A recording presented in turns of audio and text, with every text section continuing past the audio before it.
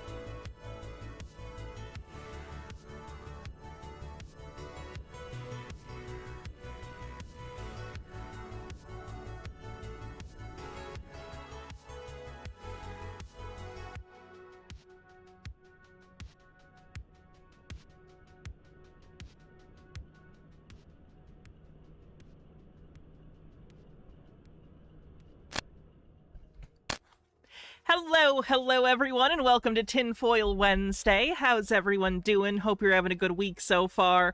I am sorry that I have been gone so much this month so far. It's just been hectic and crazy and stuff's been going on, so don't worry though, I will be back.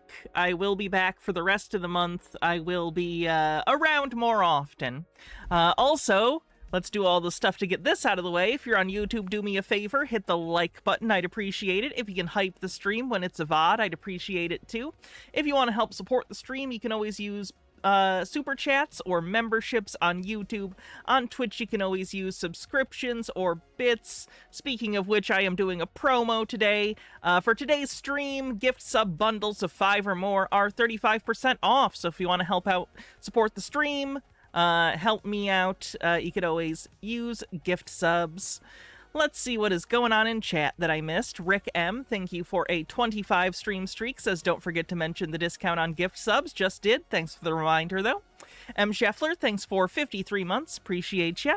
Let's see. I fixed the bingo command. M. Scheffler with the 70 stream streak. Thank you very much. And Dodger Mutt with 40 bits says there was an eclipse visible in the UK, so Nigel Farage of the Reform Party is demanding to know what immigrants did to the sun. Funny. Profane Priestess says, hello from my new home. Hello, congrats. Very happy to hear that you are settling in. Deep Sea Socialism with 200 bits says, if you could summon a furry cartoon bug to dance and celebrate and shake maracas for you, what bug would you choose? Grasshopper. Grasshopper. Orion Cooper, thanks for 35 months of membership on YouTube, says, help, how do I turn gravity back on? I'm now hovering over Albuquerque and I have no sunscreen and I'm really bored. It's fine. It was only supposed to be 7 seconds, so I think your gravity just broke. Your personal gravity. That's a shame. Usually turning it off and back on again fixes things. In this case, it seems to have fucked you up. Sorry to hear that. Sergeant Sharp with 11 months of membership says, another month and I'm eating Wensleydale on crackers watching Hannah. Life is good. That does sound good. I can't say more about it, lest I, unleash a bingo space. Did the gravity already turn off? Yes. It was supposed to turn off at 9:33 a.m. Eastern Time. At least from what I could find. It's a made-up event, so other people might have said different times. So the great thing about imaginary things, you can just, like, make whatever up. But from what I saw, when I looked into it today, it was supposed to be, like, 9:33 a.m. It is 4:11 p.m. here now. I will say, in fairness, I was asleep at 9:33. So it's entirely possible that gravity turned off and I just didn't notice. I'm a deep sleeper, so it's possible. I take sleeping meds. I would recommend. Anyway, so welcome today, everyone. Excited to get to watch some more stuff with you guys and all that jazz. Unstable Deadbeat with 37 months says, I forgot today was gravity turn off day. I guess the fact I didn't notice it proves Hannah was wrong, that we would all die. That's what it proves, right? I think so. I'm usually wrong, so sorry everyone for everything I've ever said. Alright, let's jump into some stuff. Let me turn this music off. We are playing bingo today, so get your bingo cards ready if you'd like to play. Let me get my pen ready for whenever we have a winner later. We probably will, since we're going a little longer today. Where'd I put that pen? I was just using it last Sunday. It's got a feather on it. It looks like a feather pen. How do I lose that? Did Olive take it? He does like it because of the feather. That'd be funny if he took it. Although I thought I put it in my desk, and, you know, I don't think he can open it very easily.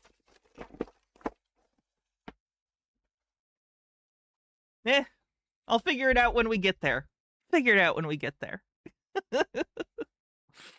Right. Let's see. Here is one of the Q believers with his shirt off, of course. Only at the precipice will people find the will to change. That was a quote from Q way back when, and I think we are... Oh, thank you, Wannabe. I did hear about the Twitch AI thing. I'm going to turn it off right after stream. I meant to before, but it slipped my mind. But people did bring that to my attention. Thank you. I will be turning that off. Obviously, I have things to say about Twitch, but I'm afraid to say them on the platform. So that feels great. Oh, no, sorry. 1 octave lower with a £5 super chat says, "Hi Hannah, been having a bad day, but I have now officially filed my change of name paperwork, and now I'm in time for stream, so it's ending well." Hell yeah, good for you. Good for you. At that precipice. I think he's Jewish, I could be wrong. There are enough of us that are awake now. To be clear, if anyone sees this chat, we are not anti-Semitic, quite the opposite. We are talking about that specifically because it's interesting, because typically QAnon believers are evangelical Christians. I'm always afraid someone's going to see this stream just in passing and think we're anti-Semitic or something. We're not, I promise, quite the opposite. Very, very annoyed by how common anti-Semitism has become in the conspiracy community, even more so than typical. It's always the bedrock, but it's really seeping higher into the water table, and it's freaking me out. Nemesaur, thank you so much for gifting 25 Tier 1 subs. Incredibly generous of you, and kicking off a hype train, 64% to level 6. If you want to help out the hype train, you can always use bits or gift subs. Like I said, they're 35% off today, so now might be a good time if you want to help out the stream. Now, to move the new... Yes, we are anti-Zionist, but that's a different thing. What is on the bingo card so far? Yeah, QAnon referenced, because that's his whole deal. Way of life, the Great Awakening forward. We have passed through Lion's Gate. I think the EBS is coming. The Lion's Gate thing is a astrology thing that conspiracy theorists have been talking about recently. So that's all you need to know. You might hear that lately in this or next week's, or, you know, in the next month or so of Tinfoils. If you're like, what is this Lion's Gate thing? It's an astrological bullshit that they're all into. Ashley One Up says, I'm Hannah. I just wanted on the record that some of my... Wait, what does it say? Sorry, the thing scrolled. I'm Hannah. I just wanted on the record that some of my best friends are Jewish. That's unironically true, too.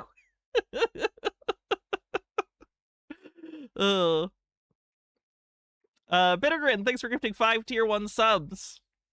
Coming soon. But the EBS... I've been to exactly one Jewish wedding, and it's one of my oldest friends, the one from middle school, and it was so fun. The EBS comes... Christians, what are you doing with your weddings? Seriously, step it up. Officially or unofficially, or if it comes in waves. Anti-Semitism is something of a canary in the coal mine, so not a great sign for the health of this whole Western civilization thing. Yeah, when things get bad, when people's material conditions get worse, they look for scapegoats, and unfortunately in the Western world, the go-to scapegoat is Jewish people. But of course other people are getting scapegoated right now too, all across reactionary spaces, you know, queer people, women, non-white people, it's a whole thing. But anti-Semitism is a big one in there too. What a nightmare. Terradona, thanks for gifting 5 Tier 1 subs, appreciate ya.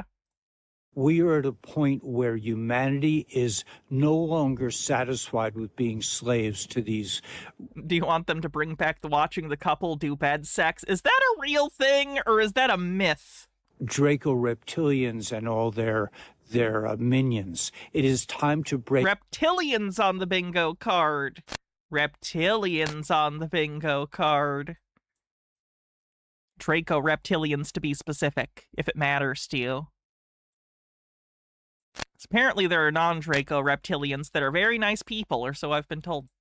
Break free. It is time, in my opinion... They're moving on to ADHD people now, too. Oh, that's great! As a queer, trans woman with ADHD, I'm so excited for the camps. not to be thinking about Dillis Filler says minorities that have little power are, of course, the cause of all our woes. They better be. They're the easiest to attack. Otherwise, I might have to actually do something and confront powerful people who are the cause of social issues that are systemic in nature.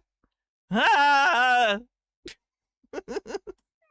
being saved, about being saved economically. Don't forget about the tism. I have never been diagnosed. I say this all the time. I have never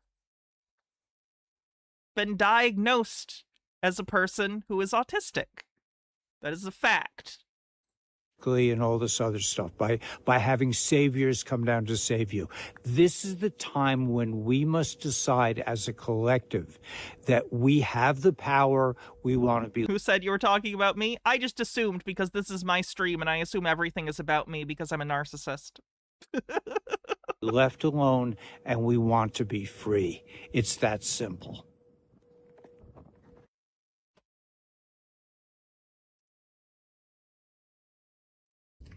I'm not crazy about car videos, but the storm is raging, or there's a storm raging outside in where we live, so... Recording in car on the bingo card. Belgian Rolfs, thanks for following. Recording in car. I wouldn't be able to broadcast, or I wouldn't be able to make a video anywhere else. I have a very important... Neon Talon says, what are us autistic people again? Indigo children or something? Yes, in conspiracy circles and kind of woo-woo circles, often neurodivergent children or even adults will be labeled as indigo children, star seeds, crystal children, I think is another one. There's a variety of terms for it, but it's all ways of trying to explain neurodivergence, but explaining it in a magical way that makes your kid, like, part alien or magical. It's pretty gross, to be honest with you. 30 seconds left in the hype train. Point to make that is going to be difficult for the world to understand. Q says the end is not for everyone. I've been grappling with that line for at least 5 years, or however long it's been since Q came out with that idea. What does it mean the end is not for everyone? It means that you get to feel special and feel like you have some secret knowledge that the general public does not, thus putting you above other people in some sort of hierarchical structure that you've designed in your head. Or maybe you didn't even design it. Maybe it's something that was kind of imposed on you mentally by society and you are, kind of enforcing it yourself in your own head. Whatever it is, the reason that that's in there is to make the conspiracy theorist feel special. Because that's like bait to them. It's like you're catching fish and you got a really tasty worm. Part of the appeal of conspiracies for theorists is that they get to feel like they have some secret knowledge that makes them special or different or more insightful or discerning than other people. So from a structural standpoint, if you're the person writing the Q drops, that's the reason you put it in there, is because it's bait for them. It makes them feel special. It makes them feel like one of the chosen. Hey, Zola, how's it going? How could it be? How could it be that our world, our planet, our lives are saved and it's not for everyone, right? It's not fair. Yeah, that's what we think. That's what we've been led to believe. However, here's the situation that I'm coming to understand, and I don't know why my videos don't go viral, and Joe Rogan's does. I think Joe Rogan is a normie, and Joe Rogan is a normie. I don't find him very... When you went through psychosis, I felt like this 24/7. Yeah, it can feel real. It can feel... You feel empowered in a weird way. You feel like you know a secret. You feel special. You feel like you know something other people don't. Almost like you're a main character. If not the main character, it's like you are a main character in a narrative. And there's something incredibly addicting about that feeling. It really makes you feel important. And that's why it can be so hard to peel people away from that, not only because it's an actual mental issue and there's, physical, chemical things happening in the brain. But just on a psychological level, it's really satisfying to feel those things. Very interesting at all. Unfortunately, it's also harmful because, you can't live in fantasy. You can't do that. Reality is the constant, and eventually you're gonna get smacked in the face by it if you pretend it doesn't exist and you're in some other situation. Lies always have a price, even if they're lies that our brain tells us. You can only take out a loan on a lie so long before reality starts calling to get its payment back with interest. Trust me. I think I have very original, interesting thoughts that come through me. Okay, here's the idea, and this is not going to be easy for most people to swallow. The three major... So you can't reject your reality and substitute your own? As fun as that line is, no, not generally a good idea. Religions are designed by the bad guys, by the ones who want to manipulate and destroy us and use us as farm animals. That's the hard truth that Q is alluding to, that the end is not for everyone. Christianity, you have the Vatican, you have pedophilia, Yiddishkeit and Judaism. There's no J in Hebrew, by the way. You have the Mossad. I have also seen Indiana Jones in The Last Crusade. Taking down the buildings in 9/11 in Islam. 9/11 out of nowhere on the bingo card. Let's get that real quick. 9/11 out of nowhere. There it is. No one ever sees it coming. You have destructive killers everywhere. The three... That was Latin. Damn it! Religions are... See? More proof. I'm wrong all the time. Everything I've ever said. Don't listen to me. Controlled by the bad guys. And for us to move into the next phase where we are directly connected to the divine means you have to leave what you know and love behind in order to embrace the new. So have a great day. We'll be live later. Okay, then. Let's see what's next. He's just kind of ranty. Oh, this is brief, but I'll show you this. You're not only going to see half of his face, but you just need to hear it. The face isn't important. Literally caught them 2 days in a row. Look at this. You see this back there? That is not the sun. It is 10:10 at night Eastern time. They just activated the reticulum. Let me show you. This guy right here is producing a 3D holographic projection, which is creating what looks like the sun in the ionosphere. It is not. It is plasma reticulation of the nanobots. This is day 2 of me catching them in the action. The sun set over 2 hours ago. Wake up, people. Sun sky is fake on the bingo card. Someone is asking about accidentally based. What about what he said is accidentally based? The previous guy? Fake sky, fake sky, fake sky. Sky is fake. There we go. Izzy Apex with a 7-stream streak says, 7-hit combo. The religion bad part. See, it wasn't just that he said religion bad, though. He said that it was, like, manufactured intentionally, which isn't true. Well, there's an element of truth in that. Yes, people in power have used religion to their own ends, obviously, but the idea that it's whole cloth created from the top down to be like, all right, here's the story we're telling, that's not really true. I'm gonna say no on that one.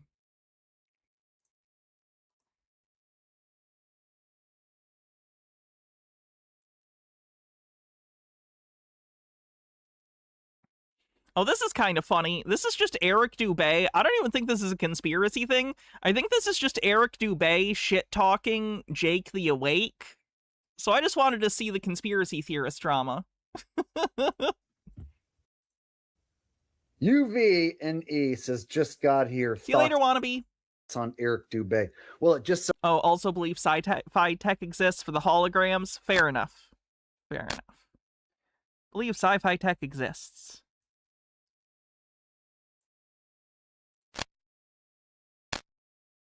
So happens. UVNE says, just got here. Thoughts on Eric Dubé? Well, it just so happens I was going to talk about him tonight anyway. And I've talked about him many times before. So it'll be some shit that I've said before. But who knows? Maybe I'll add some more to it. So. Oh, yeah, we did have the last guy was Yells at Clouds. He was outside doing that. So, yes, also Yells at Clouds. Okay, now we're up to date. Sorry. I'll give my thoughts on all. Is he peacocking? One sec. Can I answer that question? Is he peacocking? Look what I'm wearing. This is the internet. This is just shit you do. You live in the same town as Eric Dubé? My condolences. All them guys, including Eric Dubé, because that's actually the guy who I got started. I'm wearing more weird shit than him. He just has a hat. I also have sunglasses and a stupid jacket and gloves. I am at minimum. I'm 4 times as cringe as what he's doing. And I'm counting the gloves as a pair. If you count them individually, it's 5. Watching. You can see the cat hair on my witch hat. That's how you know it's authentic. First was that guy, Eric Dubé, and another guy named Matt Boylan or Matt Powerland. So those were the 2 guys. I miss Matt Powerland, aka Math Powerland. Orion Cooper with $2 says, Hannah, you're beautiful and always make me smile. Oh, thank you. I'll just take that compliment. I won't be a bitch about it. I'll just take it. There we go. I got started watching back in 2015. And those were my 2 favorite channels who talked about the flat earth subject at the time. And then I decided one night in Math Powerland, that's good. 2016 that I was going to fire up my iPhone camera and make my own flat earth video. And that I was going to essentially hijack Flat Earth on the bingo card, of course.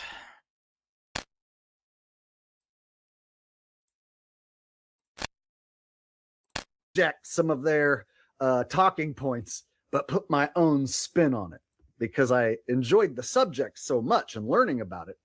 And those were my 2 favorite flat earth content creators at the time.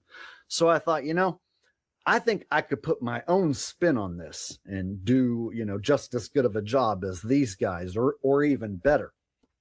And so he's not, he's worse. Don't get me wrong, all flat earthers are wrong about the earth being flat, but in terms of presentation, Jake the Awake is behind Eric Dubé, which is saying something because I also hate Eric Dubé, but at least he tries to seem professional in what he's doing. I see how that could trick certain people, maybe. Jake the Awake is just, like, super obnoxious. So even beyond the flat earth thing, if you were into him, I'm very confused. I'm confused by how you find him entertaining. I'm confused how people find me entertaining, in fairness. So I don't know. I don't know. So I did. And guess what? I'm one of the only guys still standing. And Matt Boylan, Math Powerland, he's no longer really around doing anything and hasn't for a long time. And I would argue Eric Dubé seems like just an AI channel to me. Last time I checked, which I check up on Eric Dubé like once a month or whatever, see what he's doing. Are we going to see Scott today? Which guy's Scott? Seems like an AI channel to me. Doesn't seem like it's ran by a real guy like me. You would never see me just stop showing my face, never do a live stream ever again, and just start reading scripts in every single video. If I did do that, well, I would hope you guys would be like, hey, what the hell happened to Jake? Is this channel AI now? Right? So I look at Eric Dubé's channel. In fact, since you're asking, why don't we just go take a peek over there right now and I'll make my point. It'll be even better if I do that. So this was one of the... I don't necessarily disagree with this criticism, by the way. Eric Dubé's videos have been bad for like a year. I mean, they're always incorrect, but in terms of laziness, the last like couple years, real lazy, and I would agree that the scripts maybe feel like AI, but he's never been a good writer, so he could be writing the scripts and they would just feel as stilted even if it was AI or not. The guys who What's gematria? It's a kind of numerology where you take letters and assign them number values. For instance, A equals 1, B equals 2, C equals 3. So then conspiracy theorists will take words and kind of take the letters, assign numbers to them, and then make predictions or try and find messages in the numbers, because they then also usually believe that numbers have specific meanings, like the digits 1 through 9. So they think by adding numbers together, they can figure out secret messages hidden in everyday writing, speech, names, whatever. got me started. It's Hebrew specifically. It originated in Hebrew, but conspiracy theorists use English for it most of the time. Look, because again, it would take time to learn Hebrew, right? It would take time to learn it and read it. So it's just easier if they just go, well, what if it was just English that we did that with? And they started doing that. So looking into this subject and taking it seriously. But now, and I haven't for a long time, I don't respect him as a content creator because I think he's a total shill. And I don't even think he's in control of his fucking channel. So I don't look at him or his channel or his content anywhere near the same as I used to when I first got into this subject. So anyway, here we go over to his channel. He's got what, 240,000 subscribers. And if I go to his latest, schizophrenics do that too. The line between schizophrenic and conspiracy theorist is less of a line and more a Venn diagram with a decent bit of overlap. videos. Of course, that's not to say all schizophrenics are conspiracy theorists or all conspiracy theorists are schizophrenics. Far from it. But there is a crossover where there's a real solid, like, oh yeah. It's just like repeated shit that he's basically already said, and it just sounds like a AI version of Eric just reading a script. Of verses detailing a geocentric level plane bounded by a solid vault of the sky, within which I understand. That's why I chose Venn diagram, but I always feel like I need to over-explain things just in case. sun, moon, and stars all revolve. And he's still pushing that wrong debunk shit. Literally, still pushing this. This is not what it is. This is provably wrong. I'll remind you that the version he thinks is true is he thinks that there are multiple suns and that they take turns being above the Earth, and that's the other sun is in the Earth half the time. Like, it goes into a tube underground and like the sun lives in the Earth. That's his version. They're both wrong, but which one is simpler? I'll prove this wrong tonight again. I've proven this wrong 100 times or more. This circling sun and moon shit is impossible. Like, I could literally debunk it right now in front of everyone's face. Yeah, staggering levels of hypocrisy, I think, is fair for conspiracy theorists calling each other's beliefs crazy. Staggering level of hypocrisy. Okay, if this model was true, you would be able to see the dark side of the moon. But nobody can. You can only see one side of the moon. Oh yeah, idiot thinks he's a genius, too. Yeah, I'll count that. Idiot thinks he's a genius. All the time. You never get to see the sides or the back of that son of a bitch. So in this model, people would be seeing the fucking backside of the moon. So it's impossible. So this model that he shows is impossible. And if we really want to dive into it, the sunrise and sunset angles with just one sun going in a circle is also impossible. So I'll go over all that again tonight and repeat myself for the fucking 100th, 200th time, whatever. So Eric Dubé is still pushing this. And like I said, I don't think he's in control of his own channel. I think it's just like a AI channel at this point. Nowhere in any biblical scripture is Earth described as a spinning globe rotating around the sun in a vacuum of ever-expanding space. In fact, the Bible makes no mention of outer space or the other trillions upon trillions of planets claimed to exist by modern astronomers. And famously, the only book you can use to determine what's real is the Bible. Ancient wisdom on the bingo card. The frustrating thing is Eric Dubé isn't even Christian. I've seen the video that he's playing right now. He admits in the video he's not Christian, but he's just making a video for literalist Christians to try and convince them that flat Earth is true. So some people just think that Eric Dubé is this guy who just doesn't like to go live. He just doesn't because he doesn't like it. He doesn't want to. That's fine. That's not unreasonable. Not everyone wants to live stream. Like, I'm used to it at this point because I've been doing it for years, but it's intimidating being in front of people, hundreds of people, even if it's in the safety of your own home. You're still putting yourself out there. You're dressing silly. You're talking silly. You're putting your opinion out there. You're making jokes. You're going to be wrong. You're going to get corrected a lot because talking hours and hours every stream, you're going to say stuff that's wrong. You know? Not everyone wants to do that. People want to be able to edit their stuff and check everything and make sure everything is correct and not off the cuff, and that's fine, and I respect that. There's not a big deal. Doesn't matter. Bittergrin says the Bible doesn't mention kangaroos either. Does that make Australia a conspiracy? It is. You think Australia's real?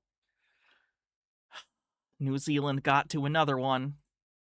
And so if I'm like, hey, how come he never does what I'm doing right here, right now? Like, why doesn't Eric ever do this? This thing that I've been doing for fucking years where, you know, I interact with you guys. Because he doesn't want to, because he doesn't need to, it's not part of his channel's model. Again, fuck Eric Dubé, but this is not it, man. Live and prove who and what the fuck I am. Accidentally based for disliking AI. You know what? Yes, that absolutely counts. Oops, wrong button. Uses AI. Or, sorry, accidentally based. My bad. Accidentally based.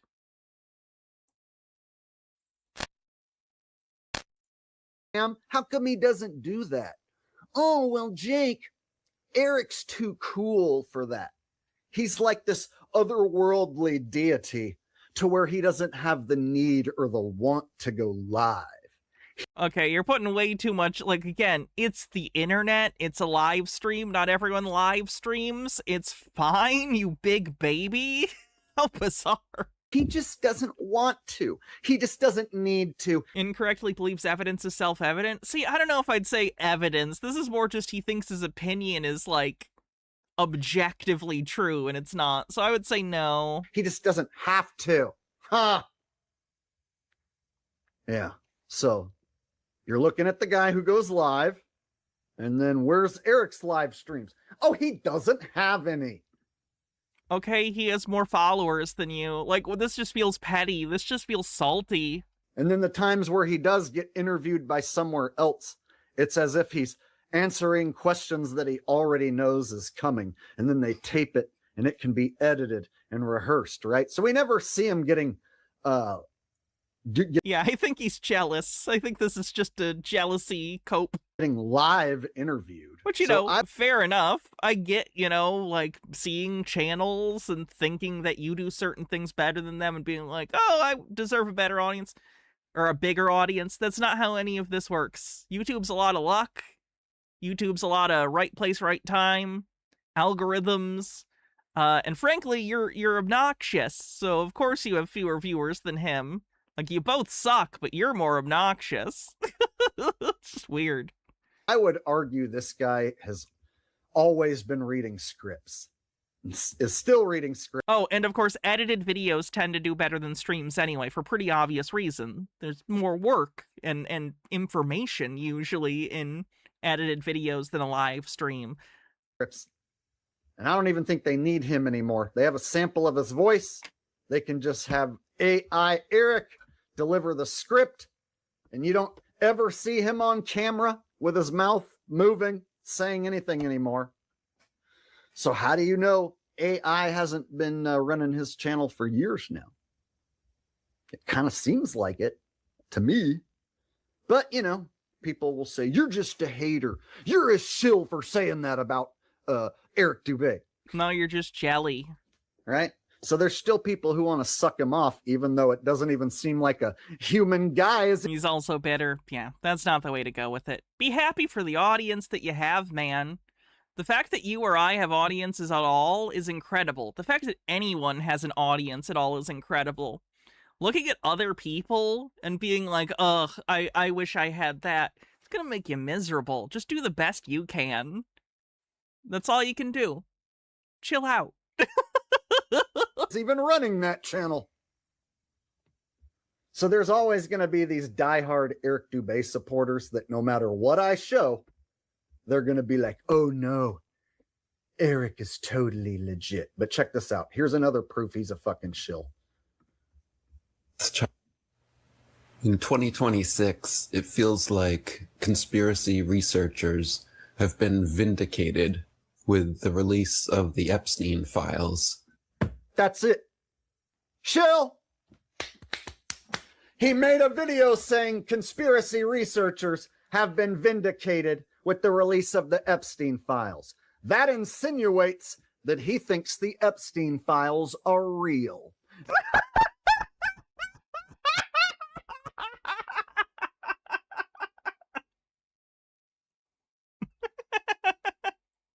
And that researchers, dumb fucks who watch TV and believe in Epstein file bullshit that comes from the mainstream media, who gets it from who? The government. And Eric's saying that since that info was released... Yeah, he thinks they aren't. That researchers have been vindicated? Literally, that makes him a shill. Literally. That's it. So, if you believe in Epstein shit, well, then you might agree with Eric, but those of us who know that the Epstein shit comes from the government and can't be trusted, and it's a bunch of fucking made-up bullshit that shills talk about, well, there's Eric right there talking about it. Sounds like he's reading a script. Sounds like it's a fucking... We can do conspiracy theorist tells on themselves, but that's not Hannah Dies a Laughter. I'm telling you, you would know. I will be crying. I will be crying. Whereas conspiracy theorist tells on themselves. There's that one. AI version of Eric. Ashley one up with a link. What an odd thing to say.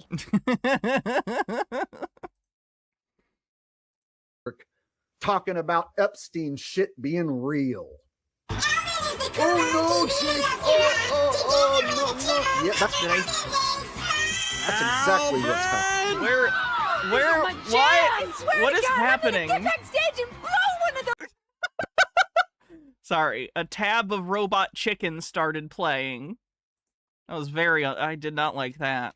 Okay, let's try that again. Of Eric talking about Epstein shit being real. Oh no, Jake! No. Yeah, that's exactly what's happening. Now, it's mainstream that there was a Rothschild Israeli Jewish agent who lured rich, powerful... Notice that he didn't say Israeli agent. He didn't say Mossad agent. Yeah, that's overt.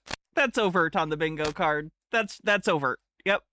Overt anti-Semitism on the bingo card. Jesus Christ, he's not even trying.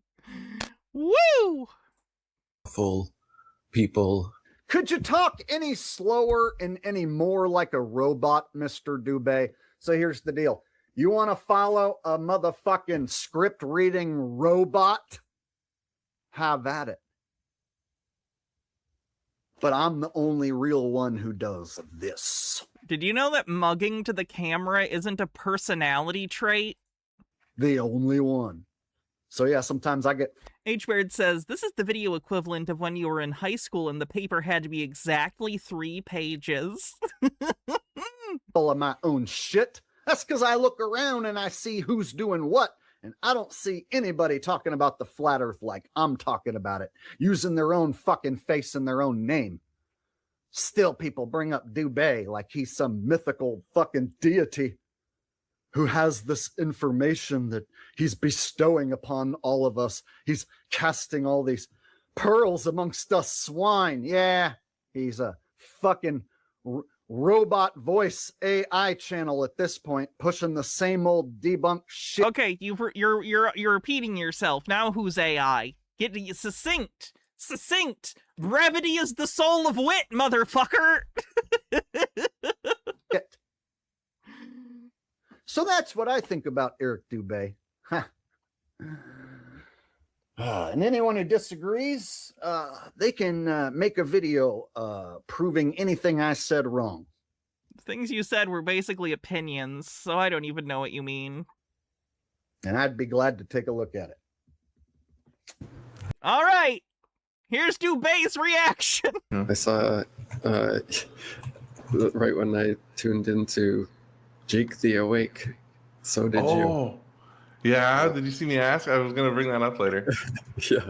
Yeah, I saw you in the thumbnail, and I came in. I literally popped in, asked him the question, listened, and then X'd out after. I was like, okay, cool. I'm kind of I hope you don't mind, man. It feels like I don't want to start. I'm not trying to like start beef or like put your name and I don't know, man. But whatever. He was the one using it as a thumbnail. I just wanted to get his like opinion real quick. But yeah, I asked him like, what do you think about Eric Dubé? Pretty disappointed with his answer. It started out so on it. He was like, well, he was like the first guy I ever heard whenever I got involved in all this stuff.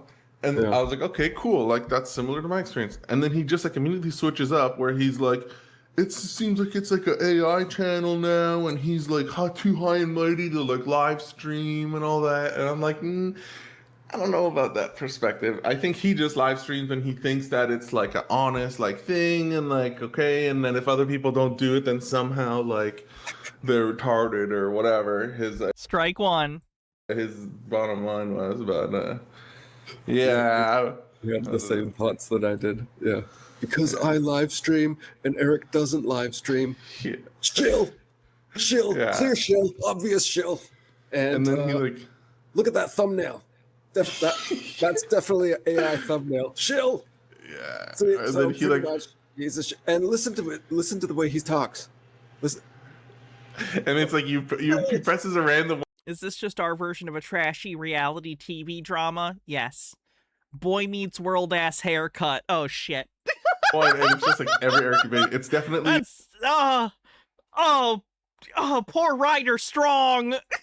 Similar to the one that he first saw and liked in 2015 or whatever, you know, like all my videos back then were me reading scripts in the same voice, in my reading voice, just like I do. Yeah, and like because I make well-researched, thoughtful, scripted videos. Well-researched, fuck. And he doesn't. He just does live.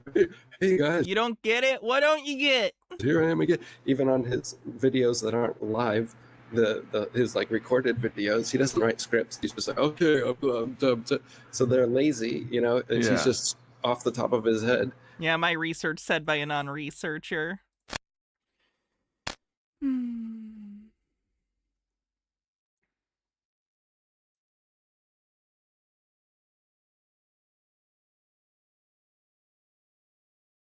My research said by a non-researcher on the bingo card. And so the reference Google Boy Meets World and then go to images and look at the characters' haircuts. Look at Boy Meets World Eric or Boy Meets World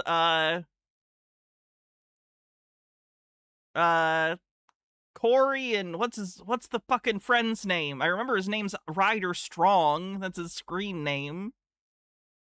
Sean. Thank you, Sean.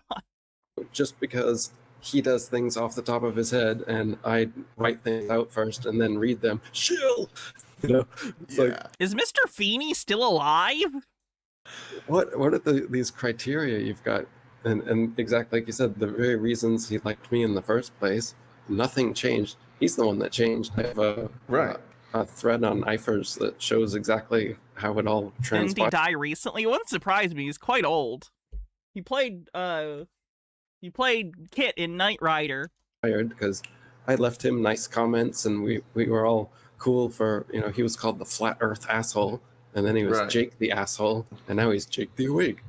And back in his Flat Earth Asshole original days, like, yeah, I liked his early videos. They seemed cool. And then suddenly, at one point, he just decided to switch it up. He saw some other channel, I forgot the name of the other channel, but they had some measurement that showed the sun, the compass reading was setting in the southwest or something, and they were too far. All right, their clapback is lame. I'm moving on. Say this about Jake the Awake. When he's shit-talking, he's shit-talking. They're boring. He's still alive and was also in 1776, the musical. Sit down, John. Hey, Bullet Bill. I'm good. How are you doing?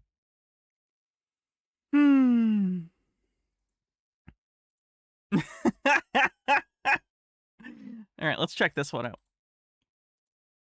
If you or a loved one are tired of paying high electric bills every month, then this video could change the way you think. Check out the outlet that you never knew you needed, but now you can't live without. Let me show you how it works. So it goes directly over. Depraved Ambiance says, Hannah, I have a job interview on the 20th. May I request your job mojo? The mojo is Foyojo. Woo! There you go. You got it. The ad doesn't count. The ad doesn't count for shilling scamming, because I tried to make it so we didn't have to watch it. So that doesn't count.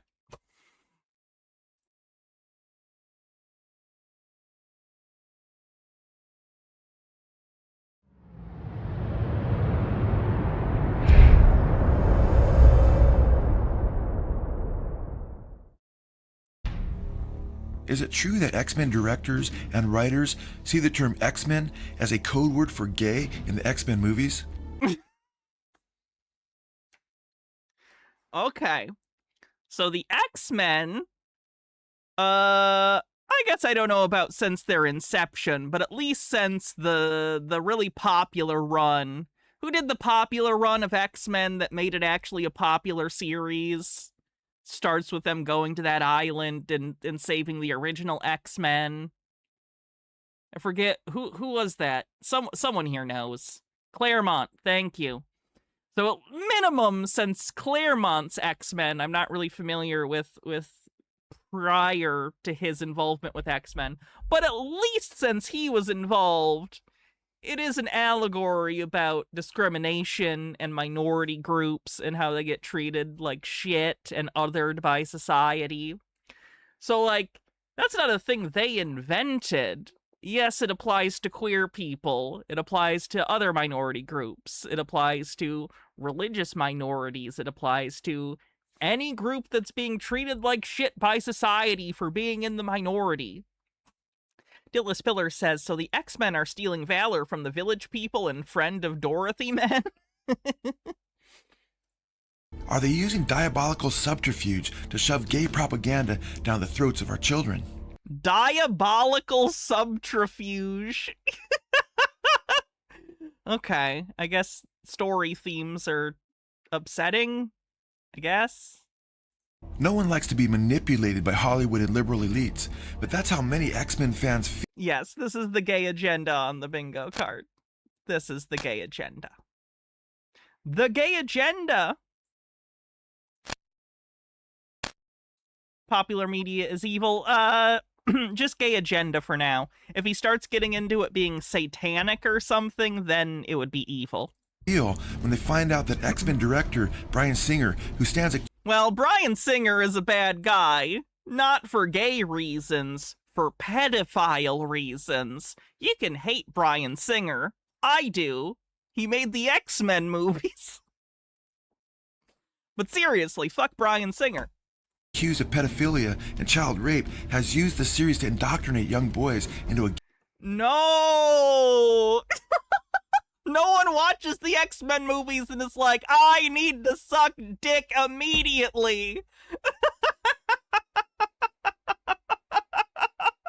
The curtains close on X3 and, you know, Magneto makes the chess piece move a little bit. And they're just like, oh, I gotta get Grindr right now! gay lifestyle.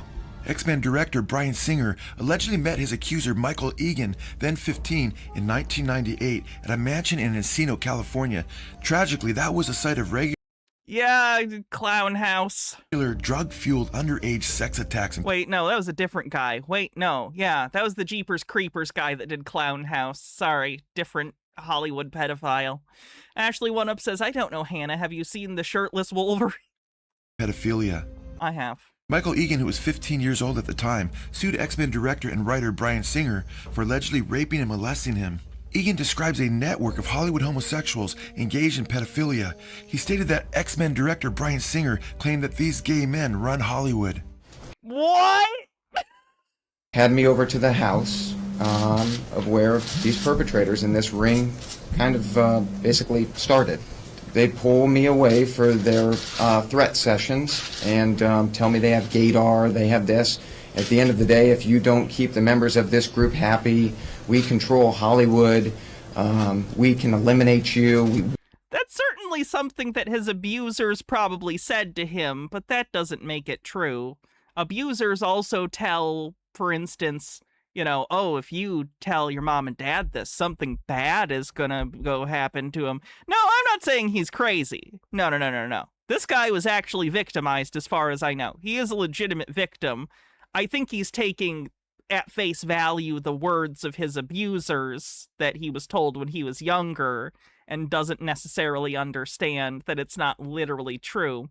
Don't get me wrong, terrible people do run Hollywood because they're rich assholes with access to power, and people in those positions tend to be terrible, manipulative people. We see this through the Weinstein stuff, Cosby, countless, you know, people in Hollywood, the Dan Schneider stuff. There are tons of people in Hollywood who have used their positions to predate upon people, upon women, men, children in so many cases like this, and it's terrible. It's just not that it's a strategic cabal of gay men controlling Hollywood. It's a problem with power in general, you know, and it is a problem. It is a big problem. It's just not the specific problem he thinks it is, based on what he was told. H-Baird says, like X-Men, just say it's an X-Men and be transphobic. It's right there. The quality of conspiracy theorist is going down. Also, the 2000s X-Men movies had tons of queer coding. There was even a whole don't ask, don't tell routine. Yeah. Have you tried not being a mutant? Yes, I'm very aware that they did slant the allegory towards queerness in the 2000s films. We'll eliminate you. Threat after threat after threat. At the house, it was, I mean, I've had drugs put in drinks. I had liquor poured down my throat from being where there were rules in the house of no swimsuits, no clothes out by the pool area. I was raped numerous times in that house by numerous individuals. Various types of sexual abuse, all throughout that house. It was just something, you were like a piece of meat to these people. That's terrible. And I'm going to skip past this part because it's frankly not relevant. That doesn't make the X-Men about pedophilia. It's not. Have you seen the film? Dodger Mutt says, fun fact, my mom used to tell me stories about kids being horrifically abused so I would know what she did wasn't abusive. The state of New York eventually disagreed with her. Oh, fucking yikes. Oh, fucking yikes. The world is a nightmare, truly. Everything is just a nightmare. Beginning to end. Why do I bother? Oh my god. X-Men director and writer Bryan Singer, quote, flagrantly disregarded plaintiff's unwillingness to submit and forced plaintiff's head underwater to make plaintiff perform oral sex upon him. When plaintiff pulled his head out of the water in order to breathe, defendant Singer demanded that he continue, which plaintiff refused. The suit went on, quote, defendant Singer then forced plaintiff to continue performing oral sex upon him outside the pool and subsequently forcibly sodomized plaintiff, end quote. Incredibly, just The point is not that there's an allegory. He's saying that it's indoctrinating people to be gay and predators. But how would it be doing that if it wasn't through a message? It's not doing that in the first place. But even if it were doing that, how would it be doing so if not through narrative? days before the Singer suit was to go to court. Yeah, we can skip further. If it keeps just being totally about pedophilia, I'm absolutely moving the fuck on, because I don't want to do this today. I would rather do fun stuff. A was a member of Satanist Aleister Crowley's OTO. As tragic, sick, satanic, and disgusting as all of this is, what if this is just the tip of the iceberg and it's actually far worse? What if the gay Hollywood elite, many of whom are, according to testimonies of child actors, not only running Hollywood, but are subtly targeting millions of our children? Okay, we'll skip it. I'm sorry. Let's do something fun.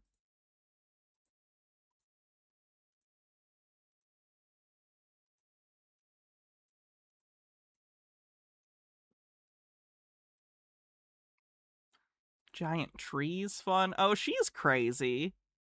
That might be depressing, though. It's about birthright citizenship. Satanic on the bingo card. Satanic.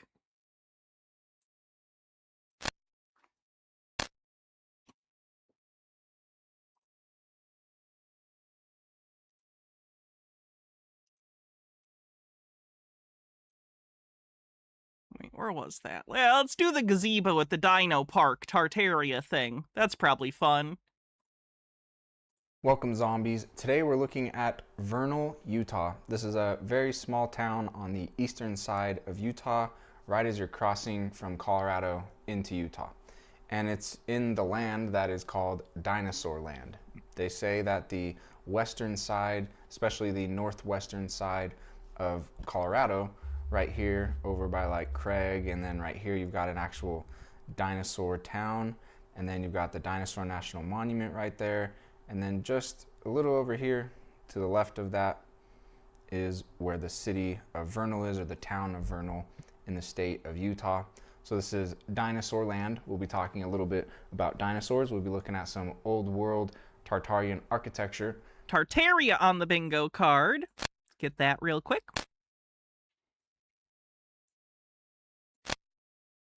In Vernal, Utah, which will lead us into talking about... Yeah, we can go over the bingo card after this video. The Indians, the Utes specifically, and of course... 2 Utes? The Mormons, the religion that settled the... Oh my god!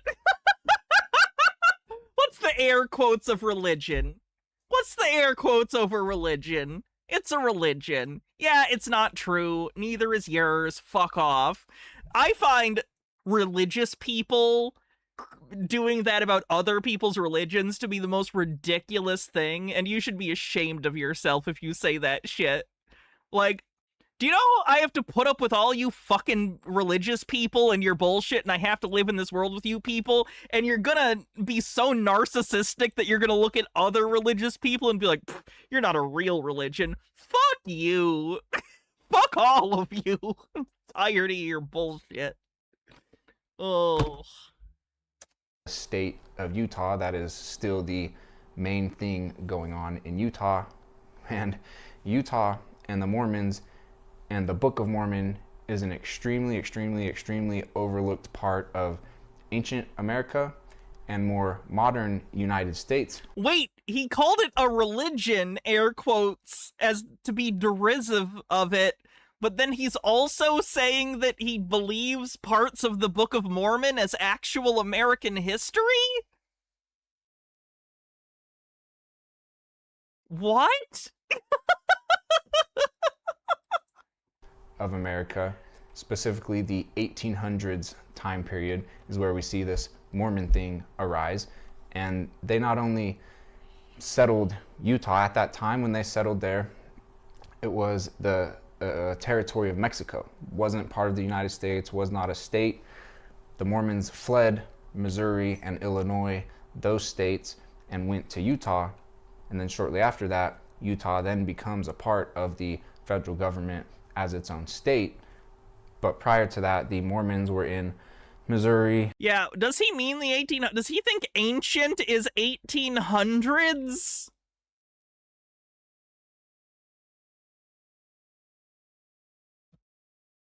The 1800s is still modern, like, in relatively speaking. Like, it's like post the Industrial Revolution, or at least like in the middle of the second one's in there.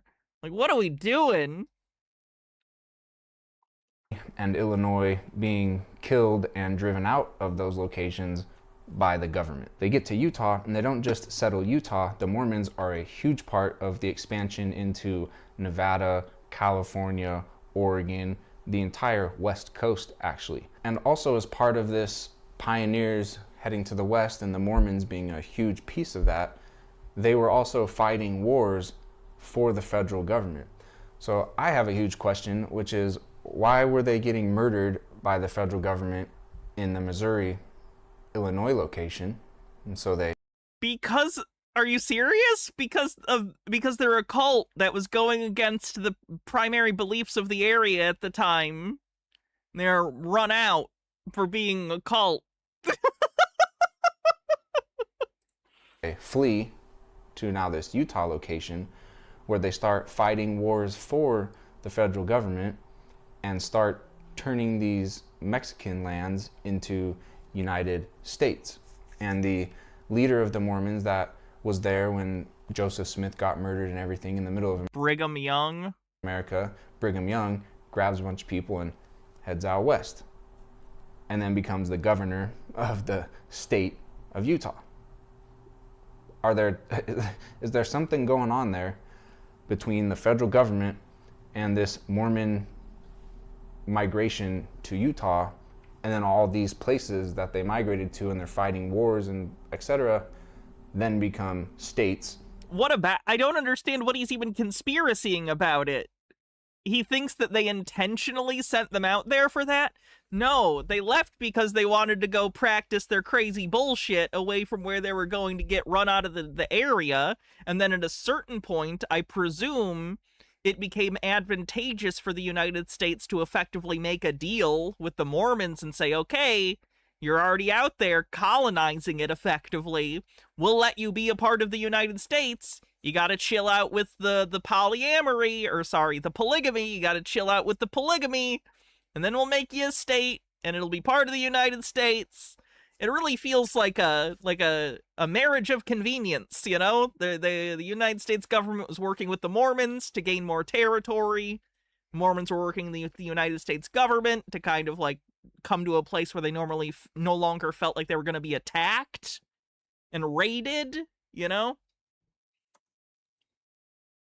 Of the federal government of the United States of America.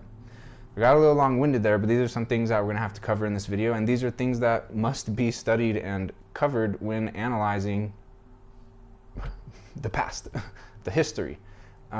Ancient, like even going back into ancient times, but then recent times as early, in the middle 1800s. And okay, he called it recent times, so he doesn't think it's ancient. That's good. That's good. That's good. We got that. Late 1800s.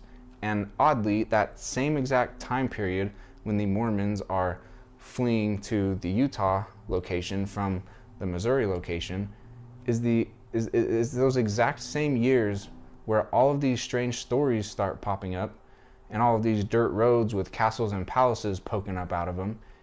What? That were built in a year by people who had no skills and they had no tools. They had no skills. They did have skills. You're thinking of the term formal education. There's a difference. And they had no money and they were living in cabins, and we're going to see that's the same story we find in Utah. But we know, if anybody who's been paying attention to the old world Tartarian niche and studying these types of things, we all know that the mid 1800s is odd and strange and highly questionable. And right smack in the middle of that, the have no money thing is interesting. Does he understand that you have, as... I feel like this is kind of like a Keynesian economics thing. If you can do it, you can afford it. Does that make sense? Like, if you're in a town, you're in an isolated town, there's 300 people in this town, okay? And you need a building built. And there are people available to build that building. And you decide, we need to build this building. In return, I will do something for you. You can do that. Even if you don't have paper money, if a town got teleported out of the world and it was just on its own, and pretend they have resources. You could just be like, hey, we want to build a building. Let's get together, and you people are going to gather resources. You're going to design it, and you guys are going to build it. And then you all do that. Even if there's no exchange of, like, literal cash. Like, what do you mean?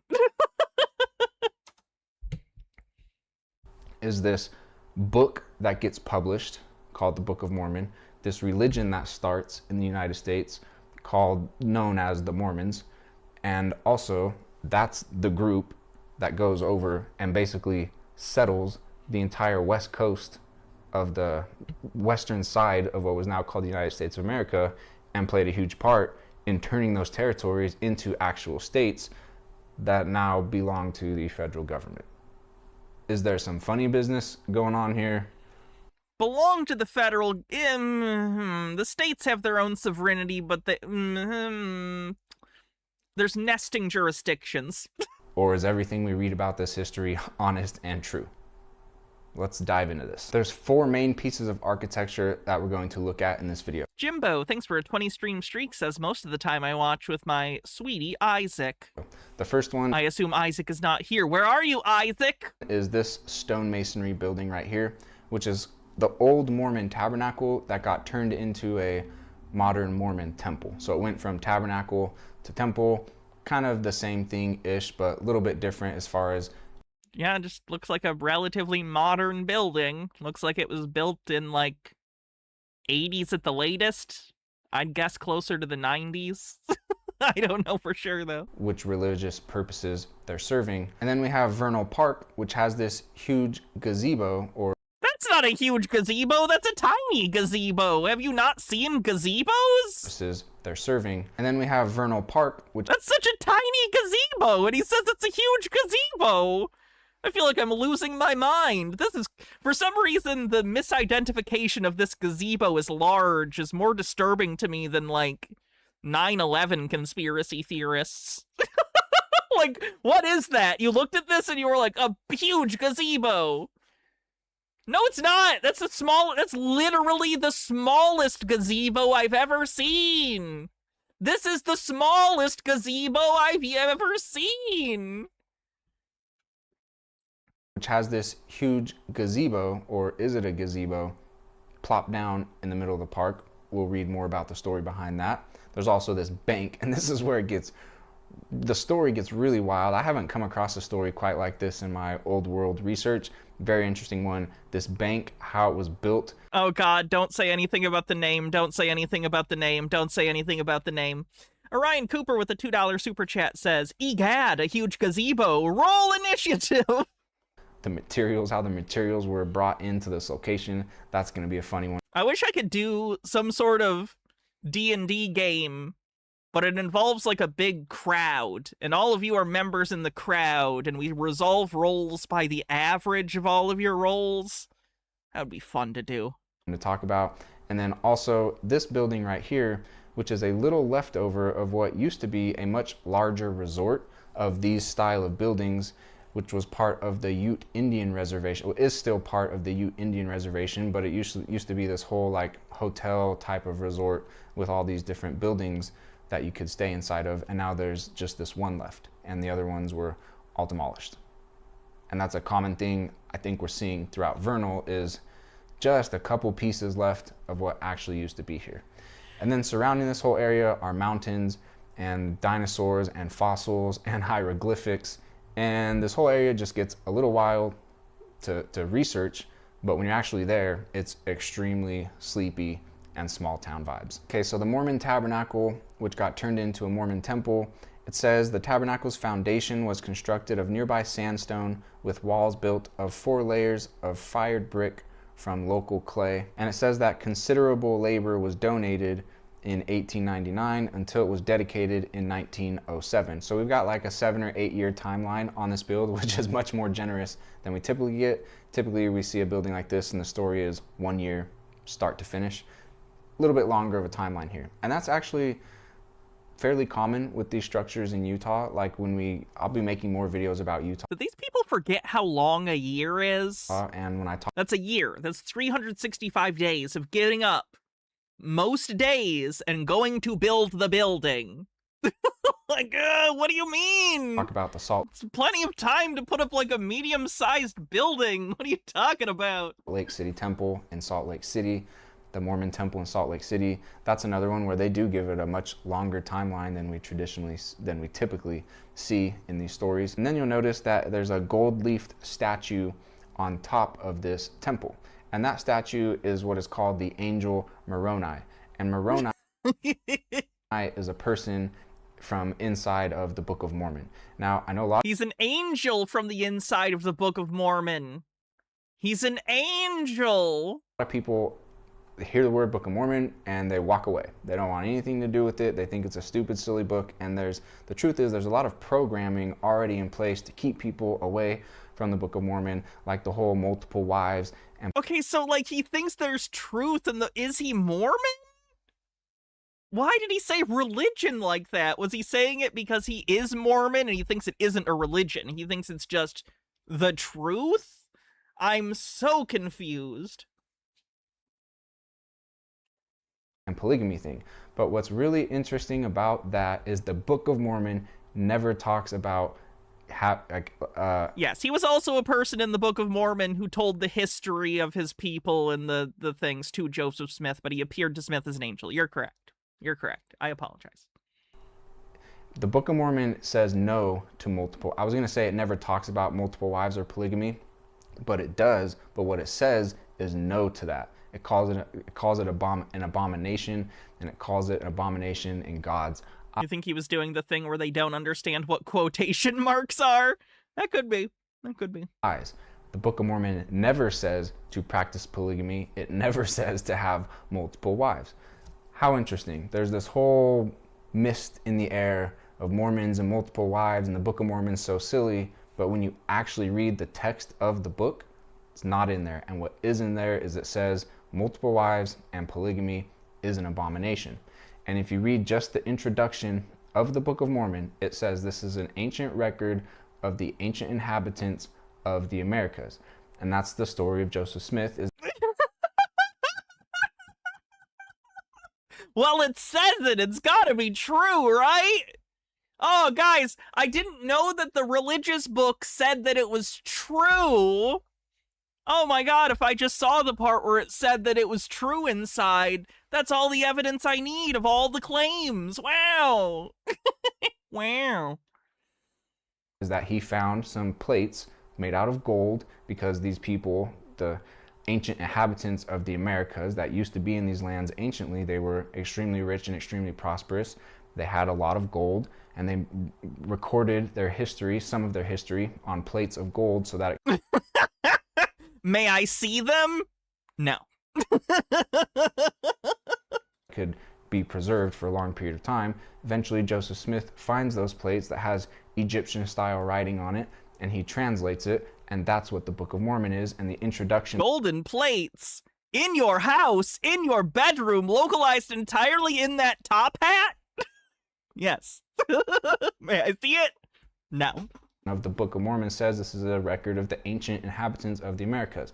That's the Native Americans and their ancestors. That's the Indians, the Native Americans, the tribes. Okay, no though. No, the Book of Mormon is not historical. It's writings of a con man. He was a literal con man. Where they come from, that's what the Book of Mormon is all about. That and those people's dealings with God and what happened to them as they stopped following God. And Moroni was the last person to... And what happened when they stopped following God was that their white skin turned dark.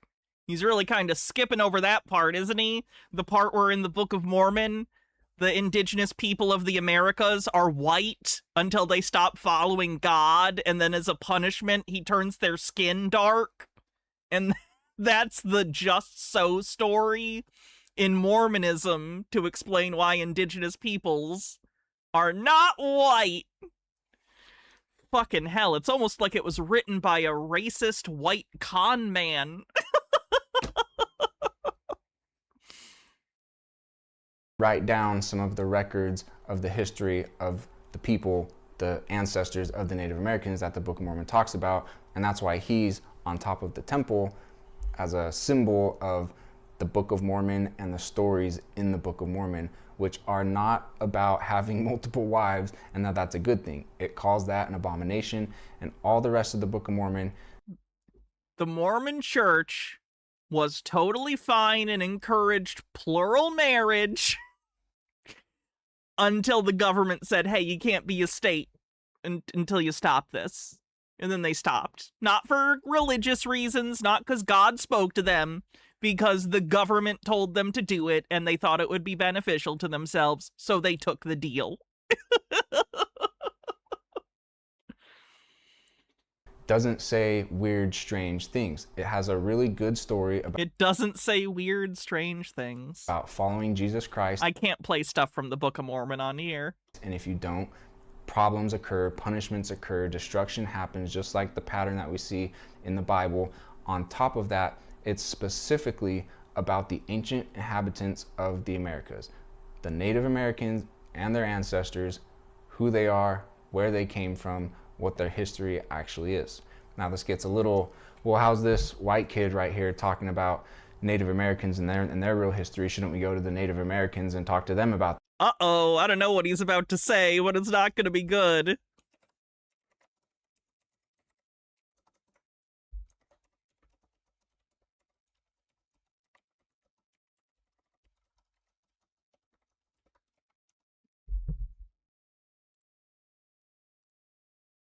Their real history. Let me pause that right there and come back to that. Sure. When we look at these Native American Indian... Oh, the quotes, they burned, that burned. What do you mean? No. Right there and come back to that. When we look at these Native American Indian Ute Reservation hotel structures that I showed you just a second ago.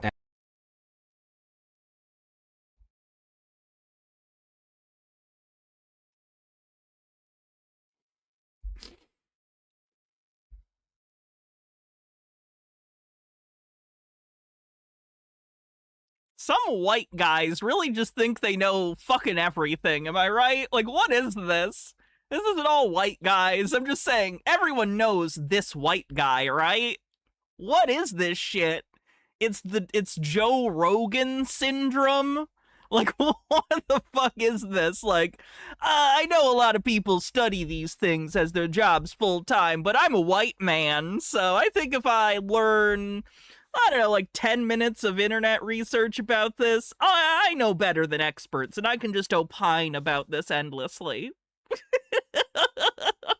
And everyone should take my opinion seriously as experts. And I get mad if people don't take it seriously and imply I'm not as informed as experts.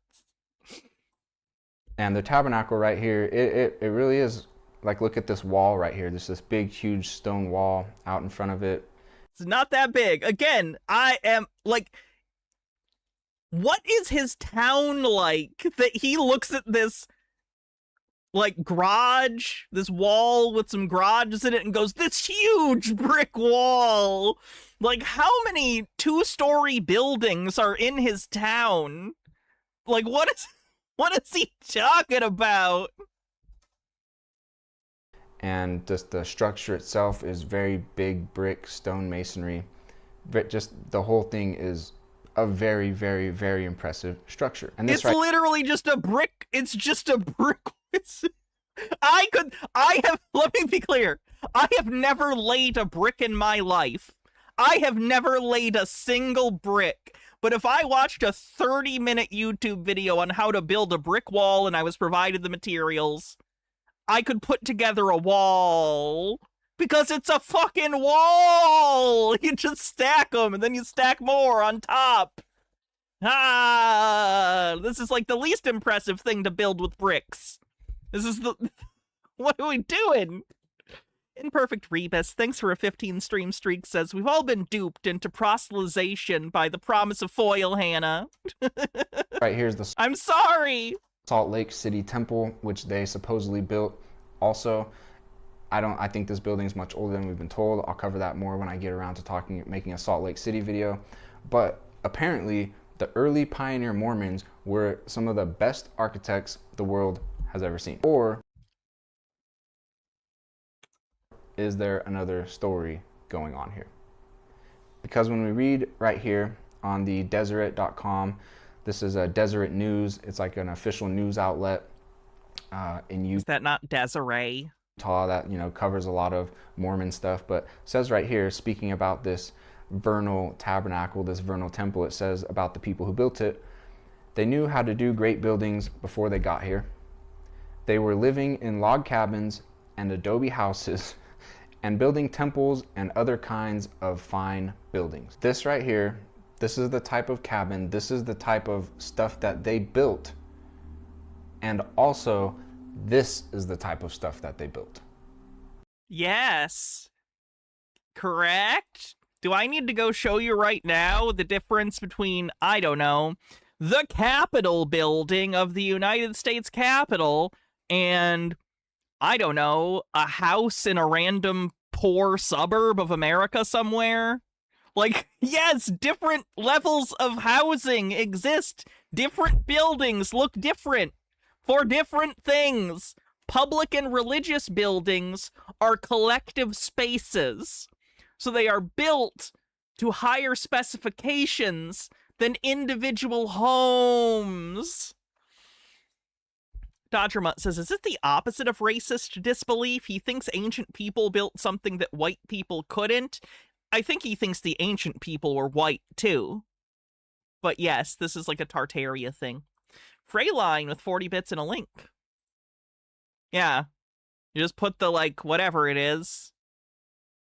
Mortar? I don't know what it's called. The stuff that you put that cures. Whatever the fuck it's called.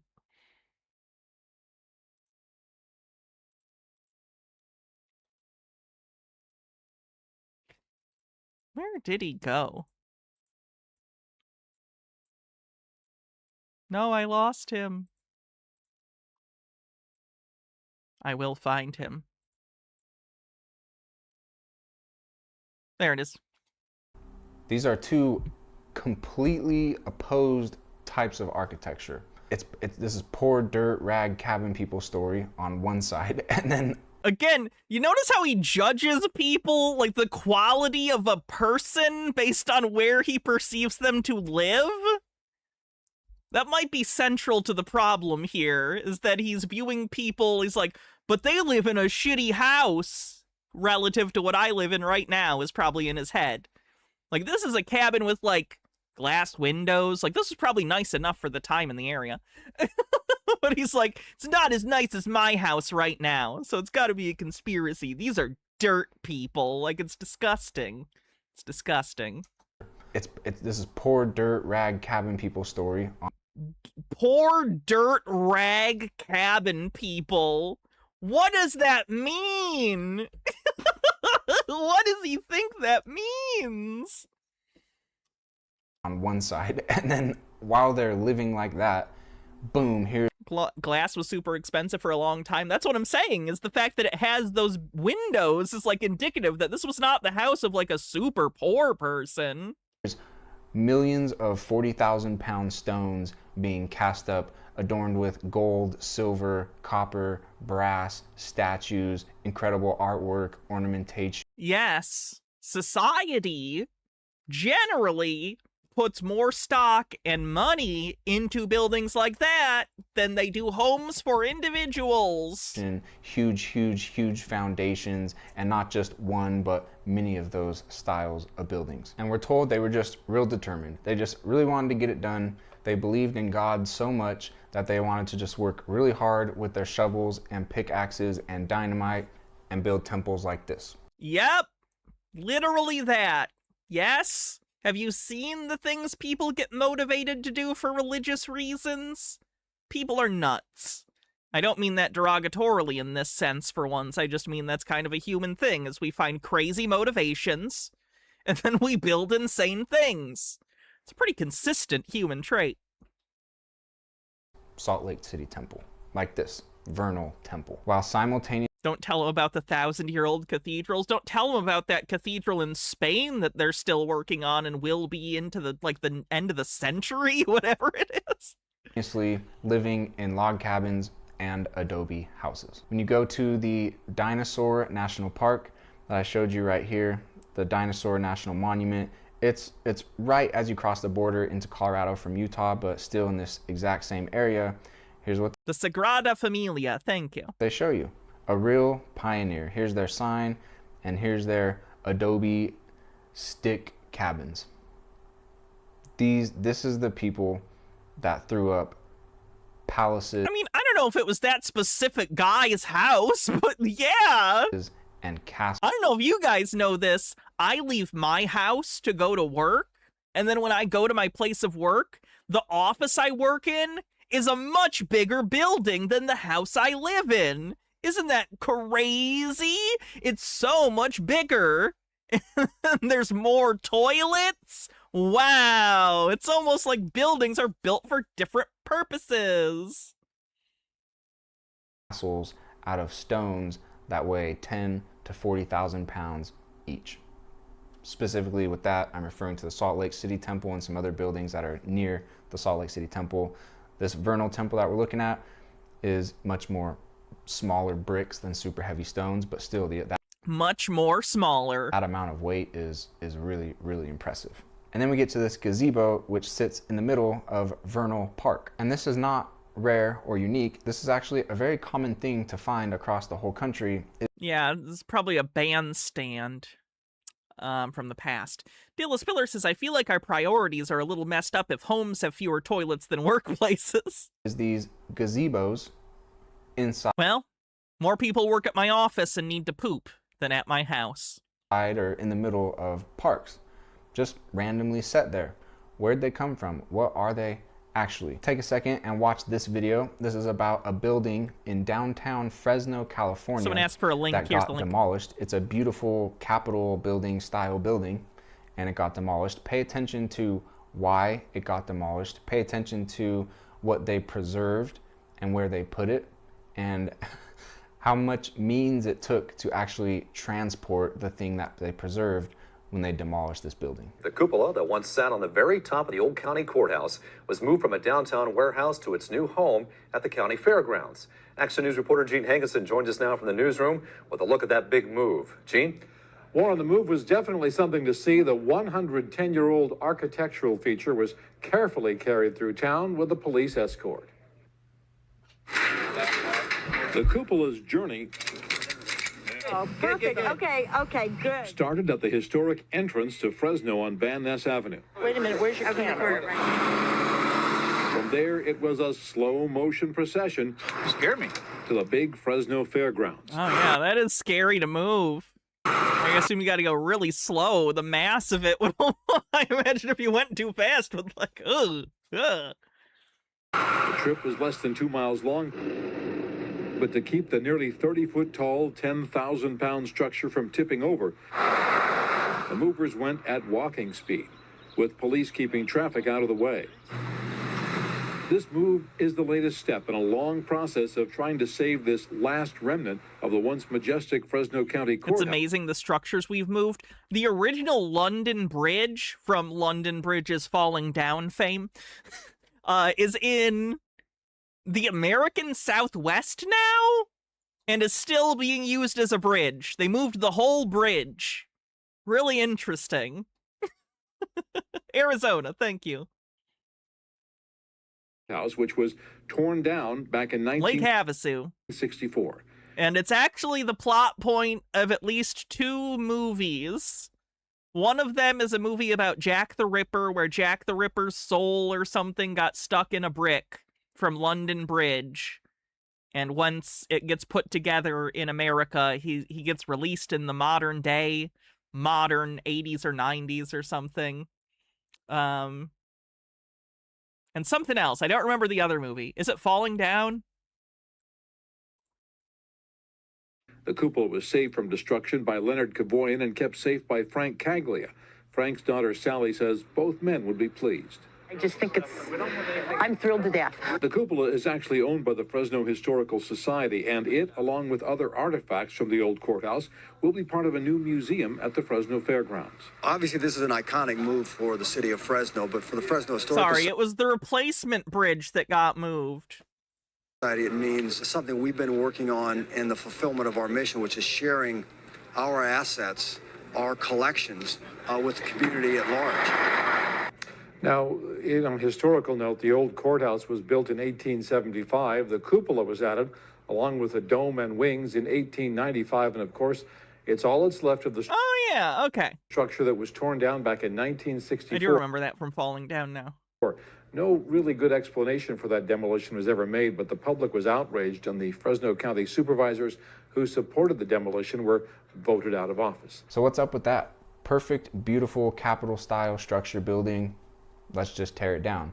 And the reasoning for tearing it down, like they said at the end of the video, no good reason. But really what this all is sketchy, secret combination stuff, demolishing old, ancient architecture that the Book of Mormon and the Bible talks about. And just that gazebo, cupola, dome piece that they preserved off of that other structure, when they transported it, police escorts, huge semi-trucks, paved roads of asphalt, stoplights, all of that just to move that one little piece. Yeah, because it's a piece of history that can't be replaced. From off the very top of the structure, but the whole... Isn't this antithetical to your whole argument? Look at how much time and effort was put into preserving something from history. And your whole thing is that they're hiding history, so what the fuck? Whole structure plus that piece, dirt roads, wood carts, shovels, pickaxes, poor people could actually... They didn't move it, It wasn't together then. It was still in pieces that were taken to the work site, and then they assembled it. Now that it's assembled, they have to move it assembled, which is a bigger project than moving the supplies there. Oh my god. Like, he thinks they built the cupola somewhere else and then moved it to the building. Actually pull this off, or are we being lied to? And so now we come to this gazebo in the middle of Vernal Park in Vernal, Utah, and well, that's because this is an old piece of architecture that they've plopped down in a park. Makes way more sense now that it's this size because it was the top of a building at one point. That makes sense. It wasn't built as a gazebo. It was like a top part on a Capitol building. Cool. Like it says right here on this sign, the gazebo is the original lantern tower and cupola dome which sat atop the tabernacle, which is now the temple. The 25-foot octagonal pine tower and bronze-painted tin dome are topped by a 6 1/2 foot tin spire. The tower was constructed in 1906. The dome and spire were fashioned by this guy, Robert. They say they built the Francis Coppola, who completed all the metal work using only hand tools. The 4-ton tower, 4 tons, just the tower, 4 tons, was built to facilitate ventilation in the tabernacle. Its supports were built into a wall which ran through the bedding to a rock foundation. These are not minor, simple, easy, poor people construction projects. Again, this is not an impoverished family building something. This is a whole religious community coming together to pitch in money, presumably, to pay workers whose job it is to build these things, to build this. What does he not understand? They're not poor? Why do you think they're poor? Thanks to the movie It, when I hear gazebo, I think of fake medicine. Ah, it's a gazebo. Projects. These are masterful buildings that are being built, and a huge part of that mastery is just simply the weight. How much this stuff actually weighs. To move heavy weight nowadays, like that cupola and that Fresno building, the police escort, the semi-trucks, the paved roads, all the tools and machinery needed to pave the roads, to make the semi-trucks, to extract oil, to do huge mining projects, extract oil out of the ground, put that into the car so the car can... The whole Tartarian conspiracy is based on people not understanding that human beings are capable and willing to do difficult work. That's the whole conspiracy, is just, well, that's hard. People wouldn't do that.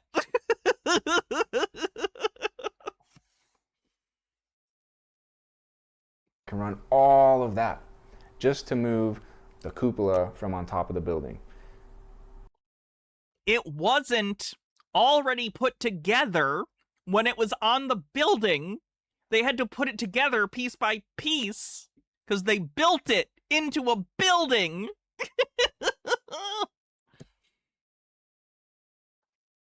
And now it's hand tools only is how they built all this. Hand tools only, and we've got four-ton towers and domes. And the whole thing is a super strong, heavy structure tied into a big, strong rock foundation. And now let's talk about the Bank of Vernal. This structure right here, which just looks like very well could be old stone architecture that's been stripped down. The top shows a building that was built in the last 25 years, definitely. Oh my god. Of it's been completely flattened off, towers, steeples, all gone. And how was this thing built? Like, I'm not like an expert. I don't know anything about architecture, but like, can't you look at a building usually and be like, yeah, that was built or renovated within the last 20 years? You know what I mean? Like, come on. Says that inexpensive parcel post was used to ship some 80,000 masonry bricks. Looks like it was originally constructed in 1916 to 17. The facade has almost certainly been redone. It looks way too new. In 50-pound packages via the U.S. Post Office, the 180 miles from Salt Lake City to Vernal. But it's not just 180 miles.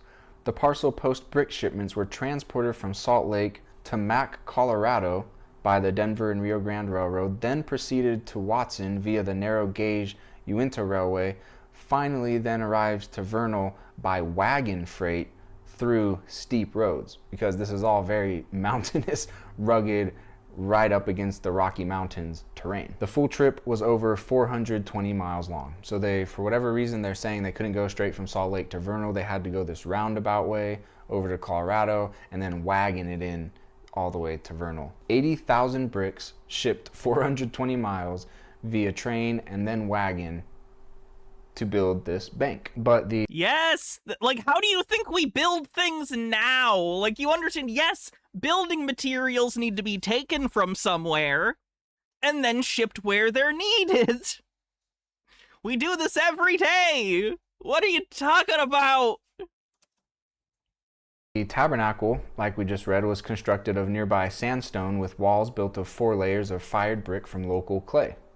So they had all the local supplies, but for some reason, shipping 80,000 bricks via USPS wagons seemed like the much better way to go. And then yes, the United States Postal Service, especially at the time, was an incredible way to get things shipped to you.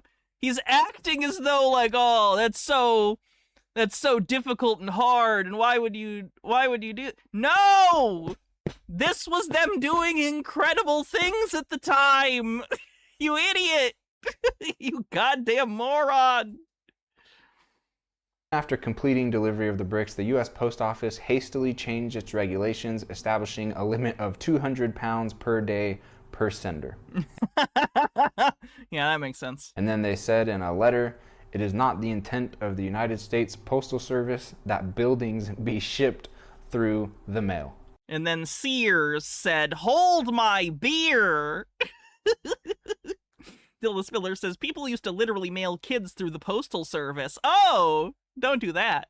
How hilarious. Shipping huge stonemasonry buildings that weigh tons and tons and tons, shipping them through USPS in a time period where wagons were being used. And here's the map of the route that they had to ship the bricks. So they had to go Salt Lake all the way down here to Mack, Colorado, and then back into Utah to Watson, and then to Vernal, instead of just the 125-mile straight shot from Salt. You idiot! I'm sure there's stuff in the middle, like mountains and fucking rivers and shit. Salt Lake to... Oh wait, no, because it'd be shorter to take it by rail. So yeah, you take it the 54 miles, which is like less than half the distance, and then you put it on a fucking train. Yeah, you idiot. Oh my god. So there's A, definitely geographical features that made this more difficult. B, yeah, they're taking it to the train to move it. How did they move all this stuff? Shows a map of train lines.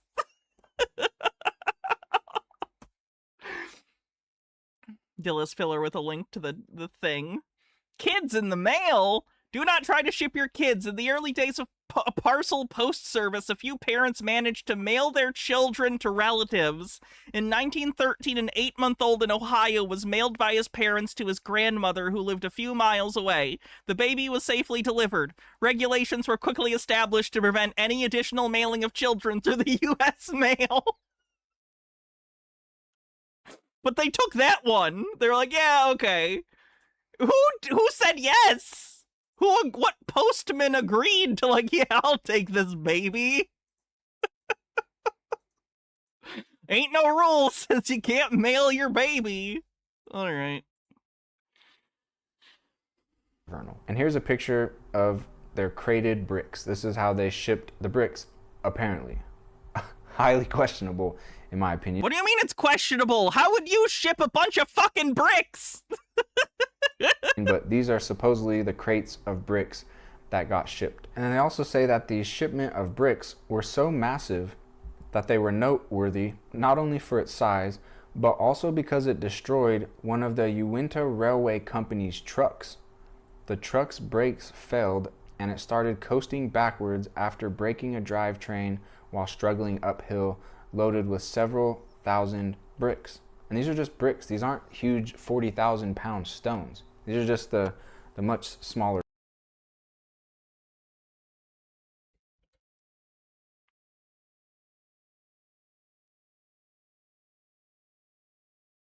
Does he think that many smaller bricks are lighter than fewer large rocks?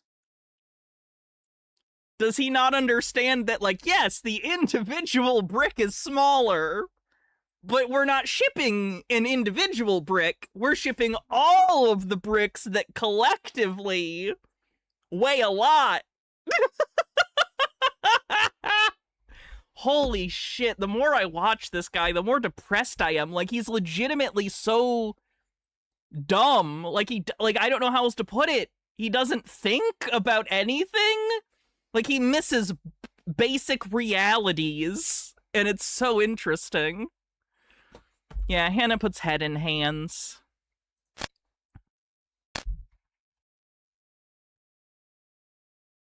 Hannah puts head in hands. We'll go over the bingo card after this video. Or bricks. So if just these crates of bricks are breaking down... Just these crates of bricks? Sir, if I handed you a crate of bricks, how long do you think you could walk with it? Just a crate of bricks. Just hundreds of crates of bricks. You obtuse motherfucker. Dodger Mutt says, clearly he thinks a pound of rock is a pound of rock is heavier than a pound of bricks. When will someone tell him about a pound of feathers? Trucks that have actual drivetrains on them. Because we're a little later, the bank is getting built in like 1916, 1917. Then how would all these other super heavy stones get shipped around? And if bricks, the smaller ones, are breaking trucks, Well, then again, what do you mean the smaller? You have many bricks, you stupid asshole. He's so fucking stupid. I've got a question for you. What's heavier, a kilogram of steel or a kilogram of feathers? That's right, it's a kilogram of steel, because steel is heavier than feathers. What do you mean? They're both a kilogram. But steel's heavier than feathers. I know, but they're both a kilogram. What? That's where this gif comes from? It doesn't prove anything. Steel's heavier than feathers. I know, but look, they're both a kilogram, right? So they're the same. I wouldn't want to look at the size of this. That's cheating. No, they're the same. This is literally his problem, yes! Oh, wait. It's a kilogram. But steel's heavier than feathers. Paul gonna tell them? They're right. They're both a kilogram. Oh no, you are not. What is it you don't get? I'm joking. Are you alright? I don't get it. It's alright. Hey, don't worry about it.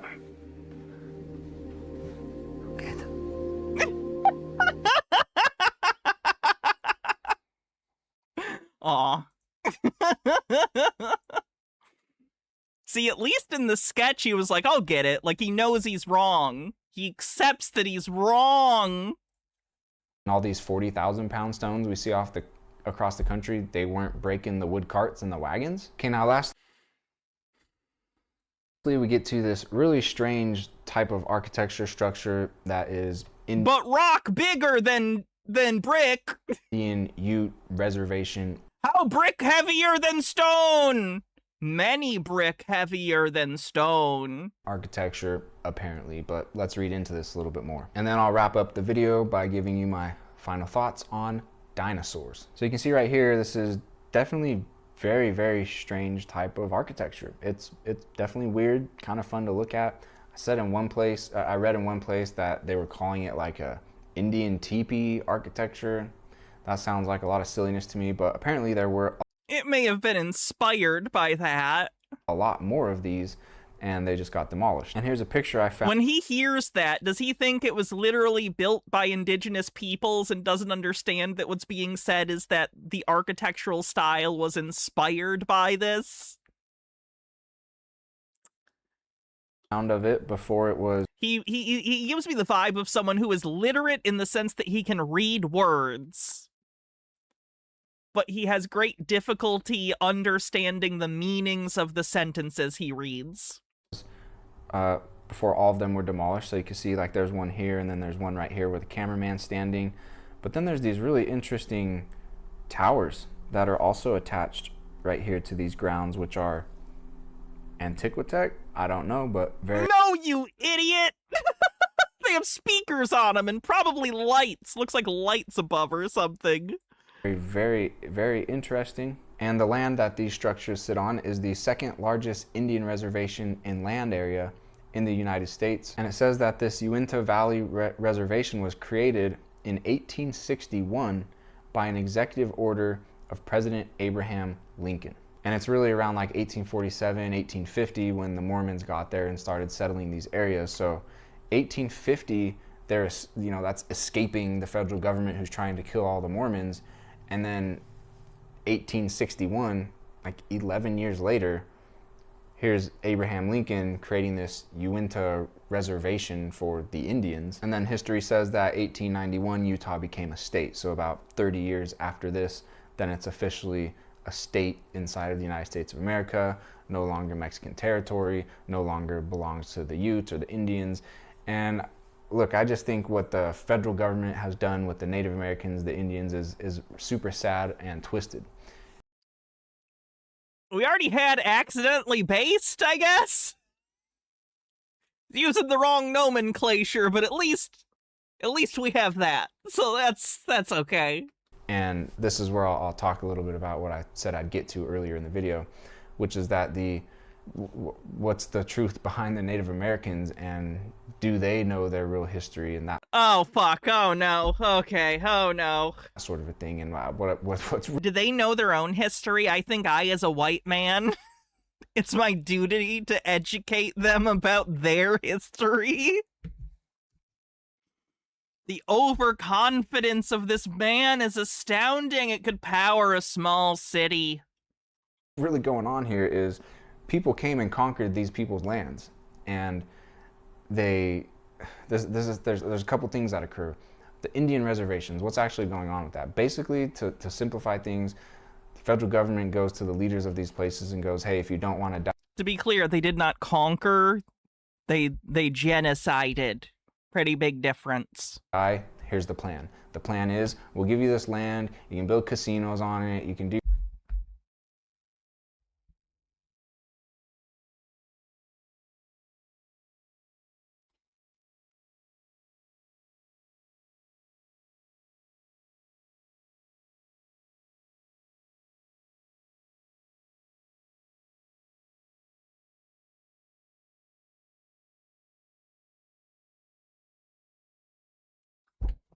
your thing, we'll send you guys some money, but we alter your history. You don't tell your real history. We now actually run this, but we'll let you guys have the money and the land and the casinos and stuff. Holy fuck, dude, you're such a fucking ignorant shithead. Are you kidding me?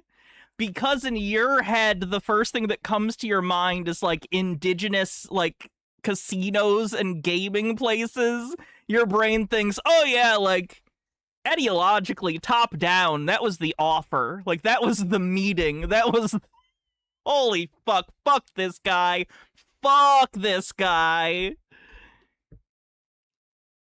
Stuff, but the truth about the history... Like a dumb child. That's exactly how he is. It's like he has, like, clusters of stereotypes in his head, and then he develops narratives based on those, and he thinks it's objectively true. Who you guys are, where you come from, that's all squashed. Here's a new mixed up type of history that you're going to be teaching, and that we're also going to be teaching all these other people that are not. You ignorant motherfucker. What you are doing is so offensive and so wrong, I don't even know how to begin to address it. I'm not gonna, I guess, because what can I say?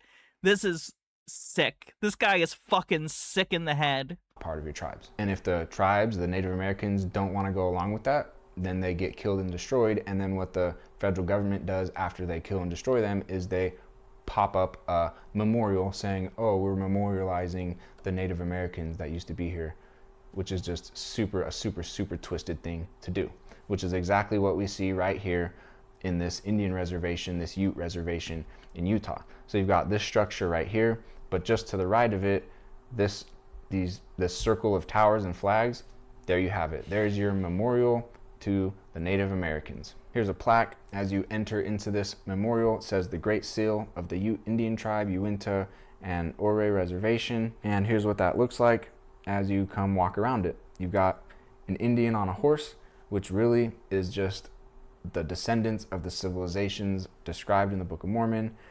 And here's their war memorial, as you can see right here. Let's walk it forward a little bit more, get a little better shot of it. There we go. So right here, you got boots, you got a rifle, and you got a soldier's helmet right there. You got United States Air Force, and you just got a whole bunch of war memorial here, because there were wars that were fought for these territories back then, and obviously someone won and someone didn't, and now there's a memorial saying that the winners put up after killing people. It's super twisted and wrong, but it's their way of putting babies first understanding that war is fucked up. Some truth out there in the open. It's their way. Whoa, this war thing, guys, it's like really fucked up, and then you kill people, and then you write the history about it, and you be all sad about it, but you did the war. Yeah, motherfucker, what about it? Of having a laugh, and it's their way of deceiving us, so we don't actually see what the real story is.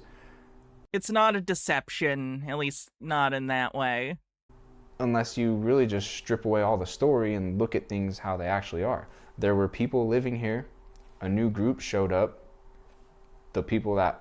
People are saying that's for Native veterans who fought in the U.S. military, ya dingus. And took over those places.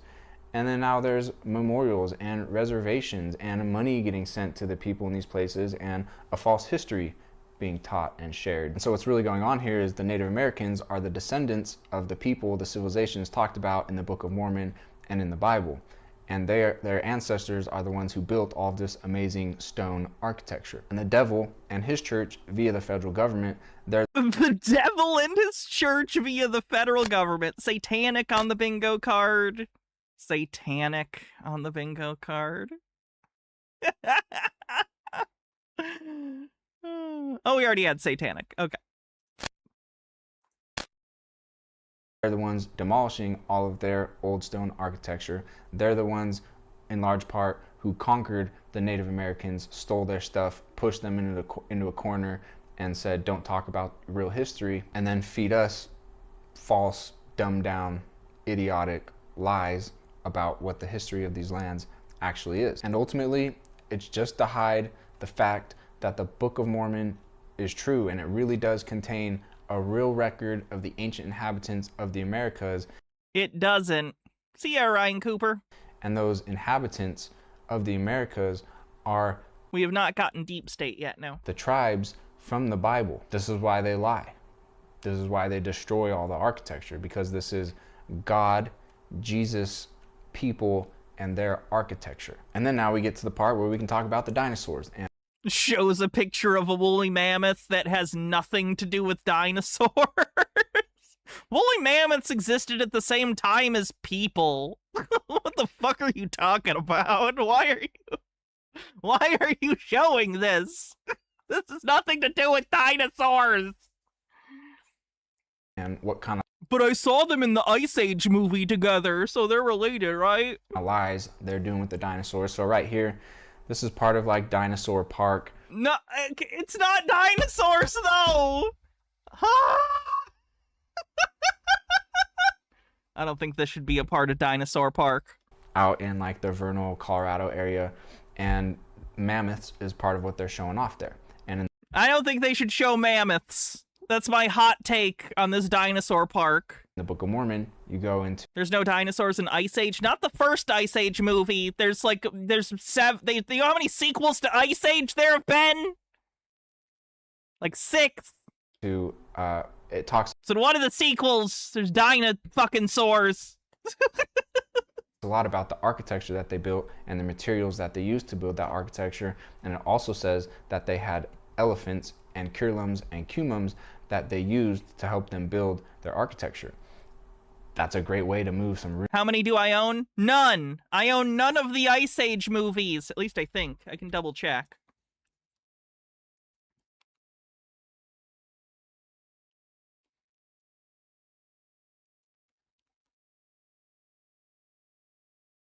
I own none of the Ice Age movies. I don't like them. Really, really heavy stones. Elephants Hannah mentions Blu-ray.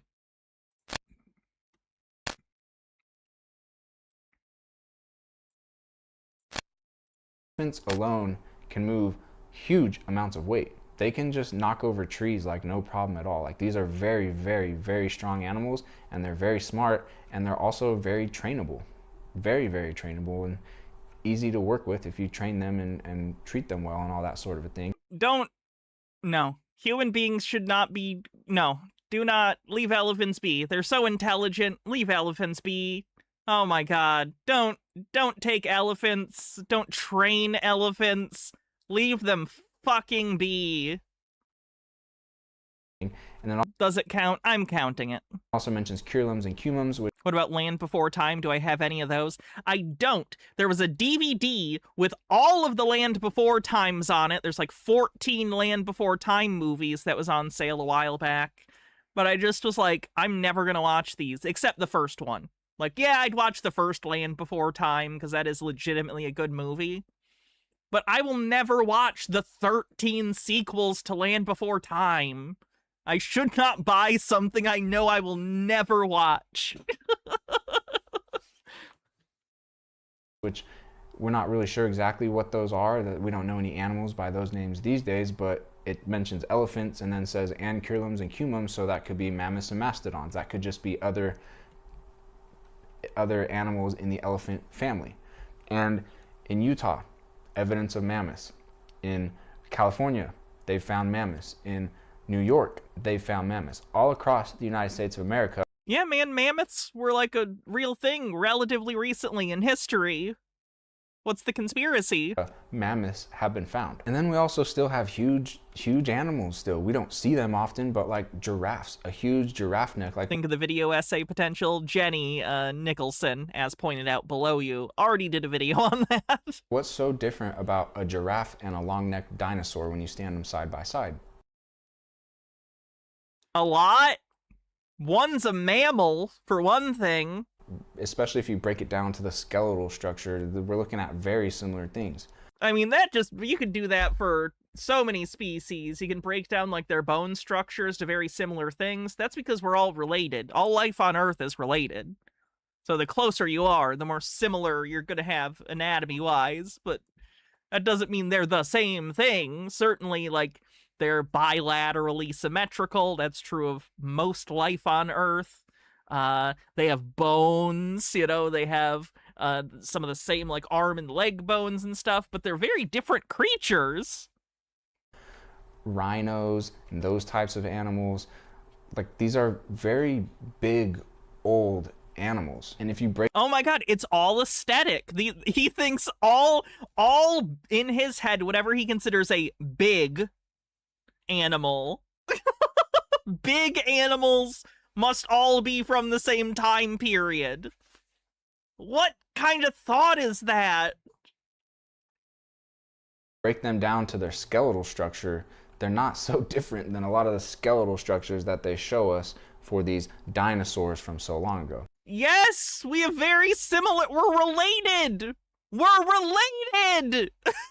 So what I think's actually going on with the dinosaurs is dinosaurs, as we think about it, probably not true in like the way that it's presented to us, but what I do believe, and there's plenty of evidence for both in the scriptures and in the actual, bones and remains have been— scripture has nothing to do with this. Get that out of here. Found is that there were truly huge animals in the past, and we have animals currently now that show us that that was the case. And that doesn't follow at all. Do you see that doesn't follow logically?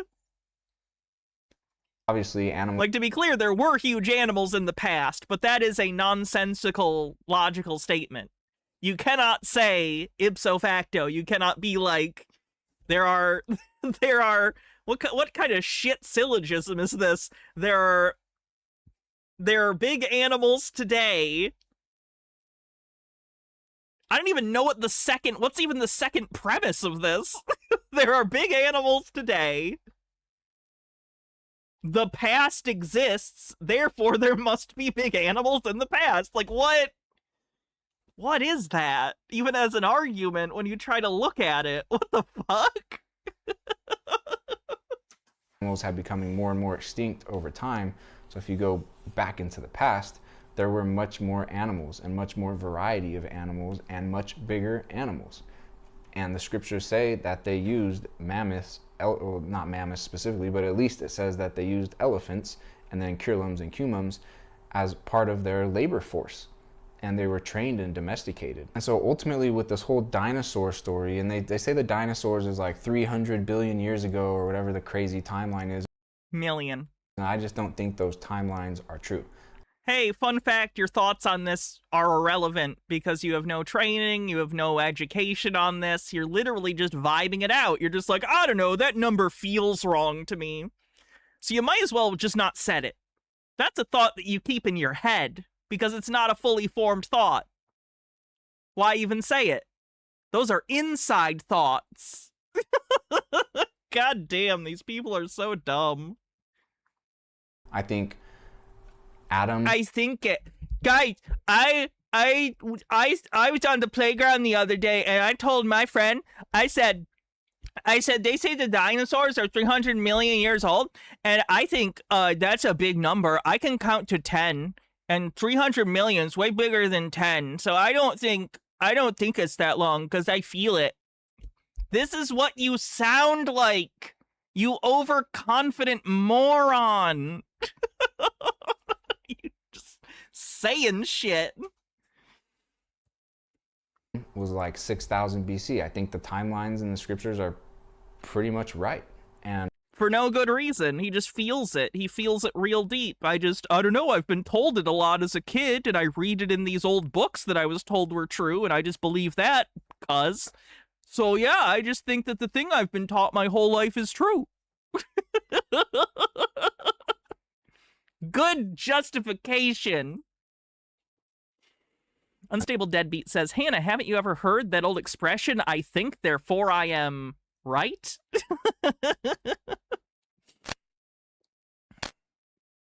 Vibes-based conspiracy on the bingo card for his absolute horseshit reasoning, lack of reasoning, literally just, I don't know, feels wrong.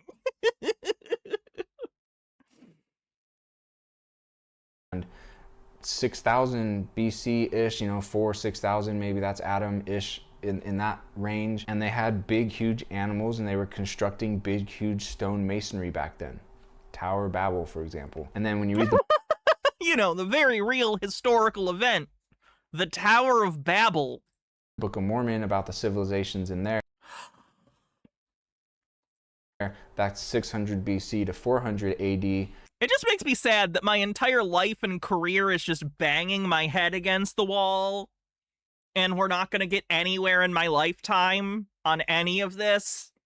So it's just a waste. This is just like my entire career is a Sisyphean task. It's just like, what are we doing? Who is this for? In these lands, building tremendous stone architecture with huge animals. And then from 400 Is that you calling bingo, wannabe, or is that you trying to get a bingo card?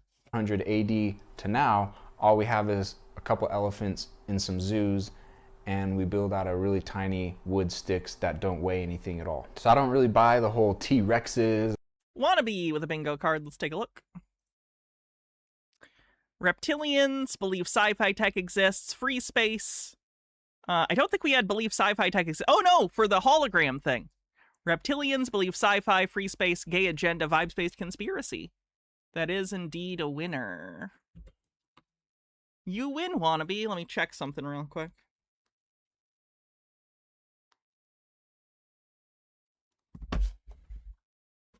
And Freyline with a link.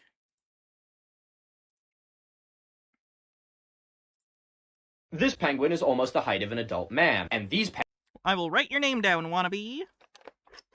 Penguins you could punt like a football. So you're probably thinking to yourself, why? Why the size difference, not why you'd punt them like a football. I mean, that one's pretty obvious. Look at them. Well, buckle up because it's time to learn you some science. There's a trend seen through species across the world that colder environments will evolutionarily select for larger body sizes. And it's called Bergmann's rule. Write that one down. It will be on the Sounds test. good, Let's wannabe. look at a bear. This is a polar bear. It lives in the Arctic. And this is an Andean bear. It looks like a toy factory misprint and lives in the Andes. Have a look at that size comparison. This here is the Andean bear or spectacled bear. This gigantic terrifying thing is a polar bear. And if you look at the names and regions of all these bears, it's actually a phenomenal graph of Bergmann's rule. As the astute of you have already guessed, that is exactly why we had so much megafauna during the Ice Age. I hear some of you say, Milo, but elephants exist and they're in Africa and it's warm there. Elephants are just the last remaining member of a myriad of tusked pachyderms that arose during the Ice Age. Despite being big, they're smaller than a mammoth. This penguin is almost the height of That makes me sad. I mean, it's fine. But why does it make me sad that they're the last of the pachyderms? Ah, lame. Oh, remember that guy that kind of has like a weird cult type thing? And, he uses AI. He has the AI do like weird cult things. He's putting on an art show of bullshit. So let's check it out. This is the cosmic egg. This is the cosmic egg. And you can see that I used like fire. I don't know why, but it was This like, is the kind of thing I would do in like high school art class because I have no artistic ability, so I just have to like come up with something with geometric shapes that I can like measure because I can't freehand to save my life. something that stood out to me the redness and the orange combination together, and then making it into a flower of life at Cosmic Ed. It just, I never know what I'm going to draw when I start these things. I just start drawing, and I don't even really have an idea in my mind of what it's going to start out to be. Beautiful. It's just a channeling. This one is a theme of time, and the time is this recursive toroidal matrix that... Did you even do that? It kind of just looks like you brought up like a toroidal shape in Blender and made it a wireframe and then put a box around it, also in wireframe, and then you like printed it. If I'm being real. Then goes around the full cycle of the equinox, the precession of equinox. And you can see Thoth in the center. Oh, that's Thoth, of course. Builder of the pyramids. Mm-hmm. And then it says Yod-He, Vav-He right inside there. And then it says on here, time changes not. In time, for time is events separate.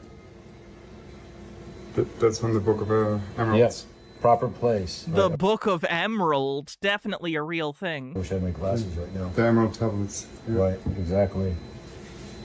All this bullshit can't be great for our mental health. What are you talking about? I'm doing great.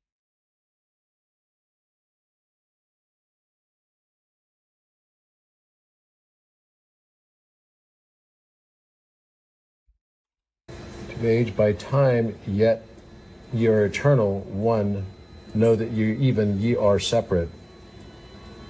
But all things change, the force that holds each in its own time is not your ye more time. Consciousness, one event, another.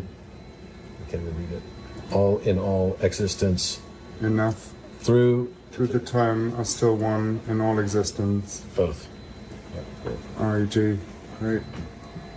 So a lot of these, I was starting to use this medium of being able to draw in like a three-dimensional way. And you'll see everything that all my art, almost for the most part, is all trying to pierce.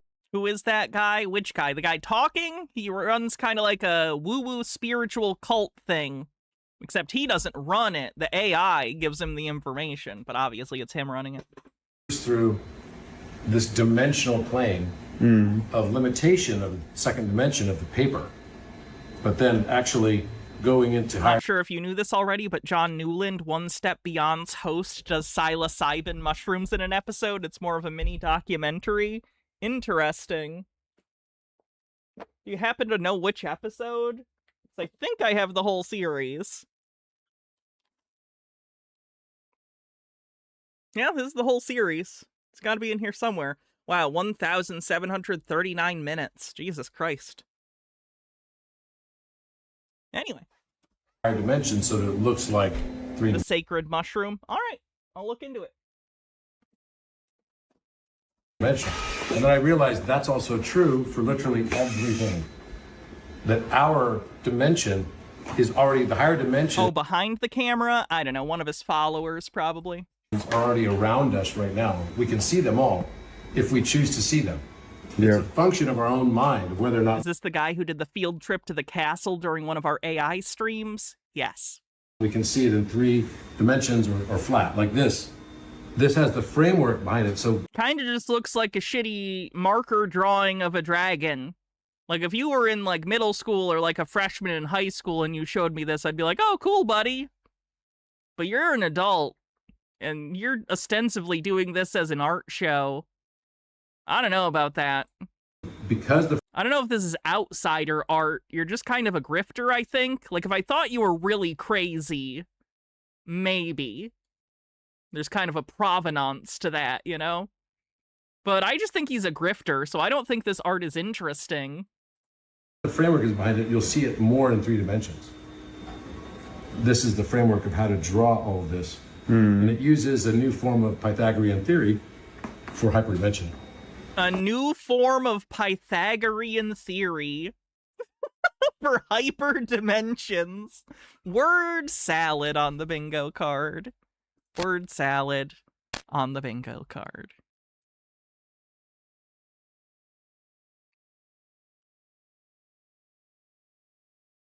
Where's word salad? Wasn't it over here? There it is. Which LLM are they worshipping? I think it's Chat GPT. He made a specific GPT for his purposes, though. By the way, we're halfway through the stream. Let me do my little calls to action. If you're on YouTube, do me a favor, hit the like button. I'd appreciate it. Also, hype the stream if you're watching the VOD. If you are on Twitch, you can always help support the stream using bits or subs. We are doing a special on subs today during this stream. Bundles of 5 or more are 35% off. So if you want to help out support the stream, you can always do that or use bits. All right, back to it. And that's what linear perspective is. And that's what every Renaissance was accompanied by, this kind of three-dimensional drawing. Escher used it a lot, but also Da Vinci. Yeah. Pretty much all of the Renaissance polymaths in.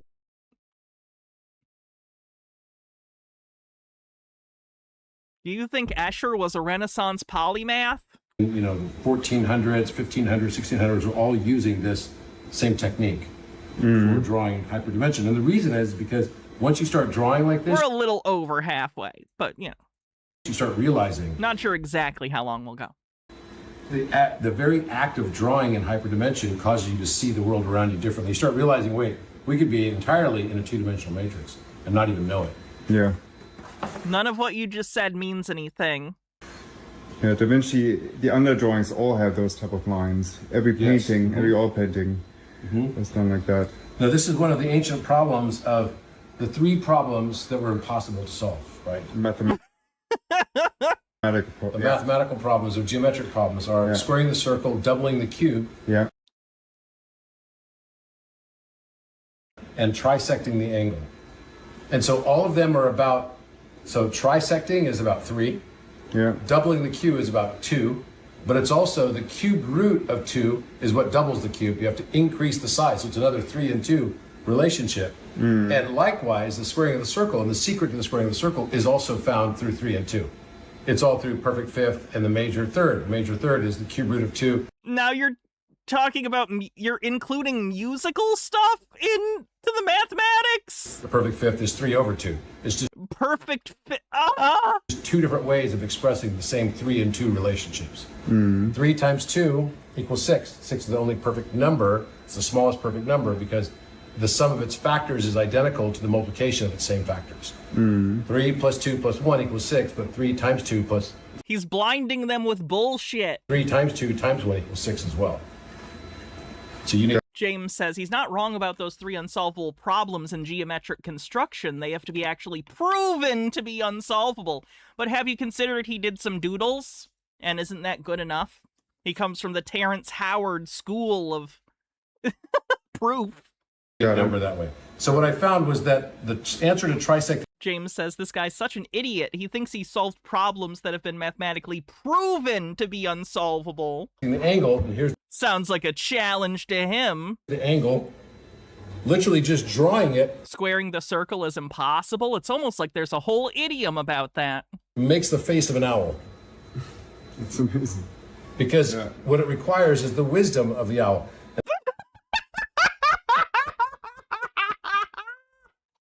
The solution looks like an owl because solving it requires the wisdom of an owl. Imagine if that's how the world worked. The way some of these people picture the world to work through these, like, symbols, but, like, symbols that are baked into the very nature of reality as, like, a metaphysical constant.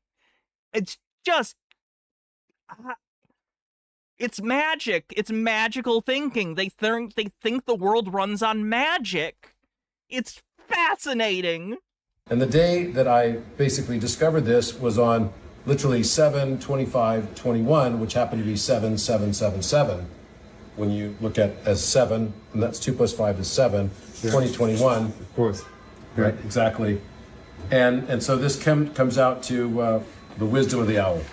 So it's minor thing, but as far as birds go, owls aren't actually too smart. It doesn't matter, though, because culturally, in the United States at least, owls are connected symbolically with wisdom. They have the connotation of an owl symbol relates to someone who is wise. It's not about facts. It's about living in a symbolic world and taking the symbols way too literally and reifying them into the fabric of how you view reality instead of understanding that symbols are ultimately tools we use to communicate ideas. It says the compass and straight edge trisection of an angle requires the wisdom of an owl. It's literally the face of an owl that comes out of every time you trisect the angle. This was another one that was like a torus, but built in a building style. Mm. How do you draw something to make it look so hyperdimensional, right? It's not so easy. It almost looks three-dimensional. What's the person in YouTube chat doing? What about Chester Bennington? Are you trying to search YouTube via my chat? Yes, like it's almost That's the wrong box. three-dimensional. Dillis Filler says that also comes from Greek mythology. Athena was associated with the owl, and she was considered to be wise. In the Greek case, it was military wisdom. Oh yeah, I did know that. Makes sense. Yeah, exactly. This one was a straight download on time. Wow. This was actually one of my favorite pieces because mine too, yeah. What I realized is that the compass is the true measurement of time. So we know that I think you're thinking of a clock. compasses are used to measure and be used to navigate within space. But time and space are inseparable. And so He heard that somewhere. this also is used for time. When I started realizing, wait a minute, this is all exactly the same numbers as time. It's just that one cycle of this is 15 days. It's half of the lunar cycle. So you realize it's got 1.296 million seconds. And that's the number of seconds in 15 days. Wow. So then you start realizing, wait a minute, everything we have experienced here is like 24 hours in a day. That's one day. Then we take that up to 60, right? So it's like literally 6 to all of its powers give you all of the dimensions of that number 6. And then it keeps expanding out and all the numbers come out to light speed variance. Mm. This technobabble is fucking terrible. Bring in Brent Spiner. So the way our time was set up, it's 7 days in a week and 24 hours in a day, that's all musical. It's all musical notes. The entire thing is like a musical symphony of how we reckon time. And then all of it comes back to the tesseract that is built independent inside of the compass measures. Literally the compass measurement. So that's why 432. You know why I think music notes and vibes come into conspiracy so often? I think part of it is that, well, conspiracy theorists may be curious, although not in a completely open way. They kind of turn their curiosity towards what they already want to believe and then look for evidence of that. But I think that so many conspiracy theorists think there's some secret hidden wisdom in music tones, in specific vibrations. I think it's because they listen to music or tones and it you feel something, right? When you listen to music or tones, it can evoke emotion. And it's passive, most importantly. Listening to music and feeling emotions is a largely passive process. Now, don't get me wrong, you can think about the music and stuff, and that is active. But when you're just sitting there and listening to music, it's a pretty passive process, but it makes you feel things. And so many conspiracy theorists seem to think information is feelings. They so often go on vibes. So it's like they think that, well, I can learn things passively by listening to music. Therefore, the truth must be in the vibes. The truth has to be in the tones, in the frequencies. And they fall back on this because real curiosity and real self-education is an active activity. It's active. It's not passive. You have to go out of your way to try and learn things and challenge your beliefs. But if you think you can just gain knowledge by passively sitting there and having, like, music or words said to you that you just let wash over you and you just experience the emotions, you're going to take that route because it's lazier, because it requires less effort, it asks less of you. And I think some of these people get really stuck in those cycles where they have this idea that they want to know some secret, but they either don't want to do the work or don't know how to do the work, so they fall back into this sort of pseudo-academic passivity where they think they're learning things, but really they just want to sit back and feel things and have those feelings validated as truth. I think that diatribe made sense. 2 is the bottom of this triangle that comes up to here. And then this is 864, so 8. Harold Edelman says, also this guy's cribbing from Hermetic nonsense that goes back to the cult of Pythagoras and the literal music of the spheres. 864,000 seconds, 432,000 seconds. So this becomes a perfect equilateral triangle against the compass. And 432 is the length of a yuga cycle. Yeah. So it's just basically repeating over and over and over again. And then I realized also that the gravitational constant is tied exactly to the square root of pi minus 1. And that gives us the number of seconds in one day. So the square root of pi minus 1 divided by the gravitational constant comes out to exactly the number of seconds per day. And what do you think the relevance of that is? There's no relevance to that. What does it matter? It doesn't mean anything.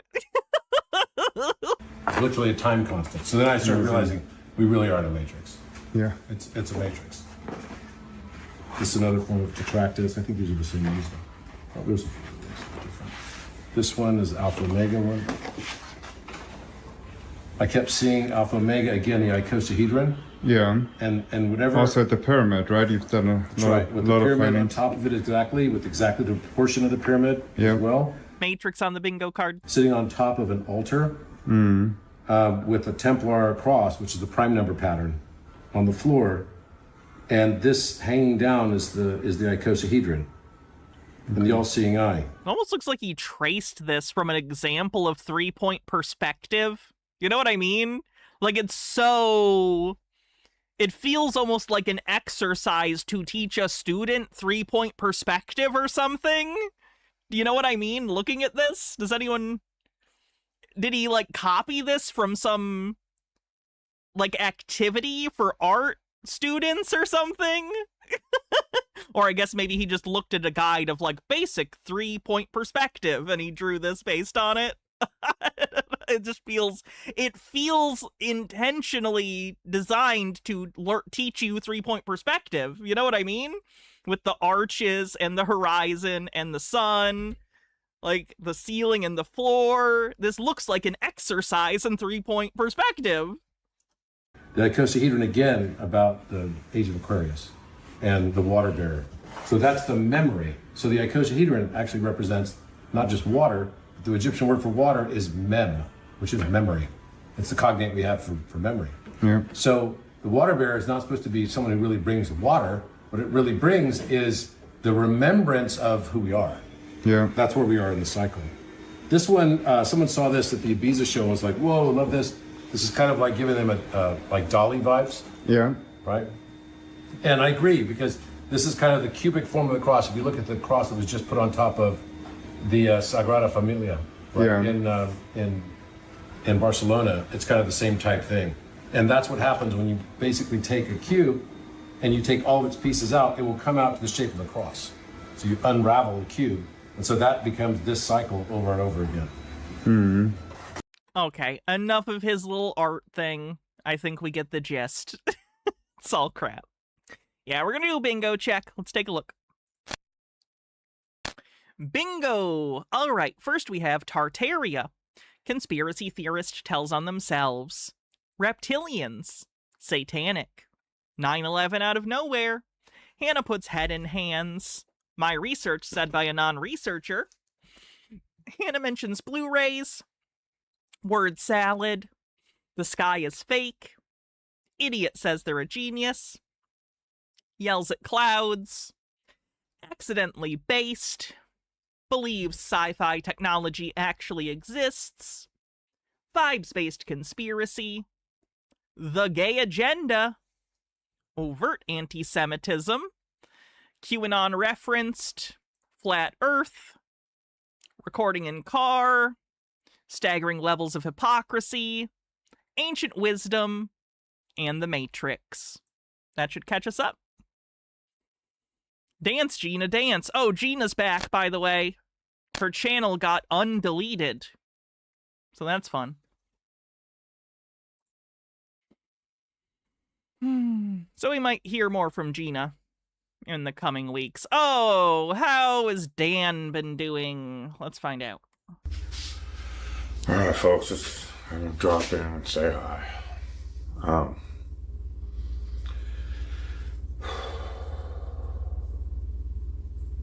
So, how many times have I said over the... What about Evil Gina? Evil Gina has been gone for a very long time, and I'm hoping it's because she was forced to get help. Which is good, because she was basically in psychosis constantly, so I'm glad that it seems like she got some help. They're not just gonna take their fake ball and go home. So, and, you know, everything, it's still funny to me, you know, in the comments of the few channels I still watch. And other channels like those, I've talked about, they're mostly, I think, TikTok compilation videos of people, you know, exposing and bitching about flock cameras or the economy or the inflation, all that stuff. So, there is a lot, the rhetoric has increased dramatically. A lot of people, I mean, better late than never, I guess, are coming to the realization that their government not only doesn't care about them, but despises them and is actively waging economic, social, mental, emotional, and physical war on them. I think that's a mischaracterization. So, you know... He's married. Obviously, Like, I'd say right now the government is more interested in just, like, plundering, and certainly harming minority groups. But plundering seems to be the main thing going on. Problem phase has been implemented. We're well into the reaction phase. For those still, to this day, denying, one, the biblical shape of the earth, the true earth, and the creator, which so many popular flat earthers, that's their favorite term. The creator. I like to call him Jesus. Yes, we know you're Christian, Dan. That's fine. Not everyone is. Not even all flat earthers. But for those of you that refuse him still, don't worry. The pre-programmed solution of whatever they're going to call it, universal and the government teat, the nanny state teat, is coming to mark. So you just got to hold out longer. Can't necessarily say a little longer. Feels like it should be, but remember, it's always darkest just before the dawn. That was one of Q's favorite sayings. And once again, those that think... You didn't know there were Christian flat earthers? I would say most flat earthers are Christian that I'm familiar with. Q is dead. Just don't realize... They believe it for the same reason they believe in, like, creationism. It's a biblical literalism thing. Q was never working for them. And the same plan Q laid out is exactly what's been going on. They never gave him a timeline. People ascribed the timelines to it, but they never gave a specific timeline. And everything they talked about is unfolding to this day. I mean... Okay, thinks the Q drops were predictive. Great. Other than, obviously, the deep state arrests and all that crap. But, you know, how they would talk, this is going to be biblical, nothing can stop it. Yeah, well, who's stopping it? Even all the awake Americans online, that's all this is. During the Great Depression, were there a bunch of crazy people blaming Satan? Like, I just don't see this in, like, historical stuff that I see about it. Like, it's so interesting at this, like, terrible economic time for Americans. So many people are like, Satan's doing this, it's Satan! Like, were there a bunch of people during the Great Depression that were like, Satan! Satan caused the market to crash. Weird. Deep state on the bingo card? Deep state on the bingo card.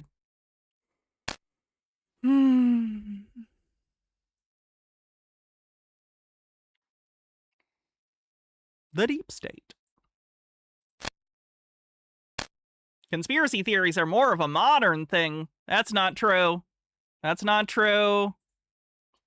This is ever, other than conditioning us, this is our outlet. I need you to understand that no, conspiracy theories are not a modern thing, and this is how people think by default, often. I need people to understand this. This is not some new aberration. Humans have a propensity to think in paranoid, conspiratorial ways. This is a human problem, including you and I. This is not a them problem. This is an us problem. Here's a phone. Go bitch on the phone some more. In America, they've got caught in a trap. The Americans, because they believe they're trapped on a whirly-twirly vacuum-encased space ball, refuse God, so they don't have that option. Or the ones that even do accept Christ go to 501c3, tax propagandists, tax relief propagandists for the government that won't talk about the real things that are going on. Just keep telling you, just love Jesus and you'll prosper. No. Go over those tithings. It's all they're about. Trust me, again, I know firsthand.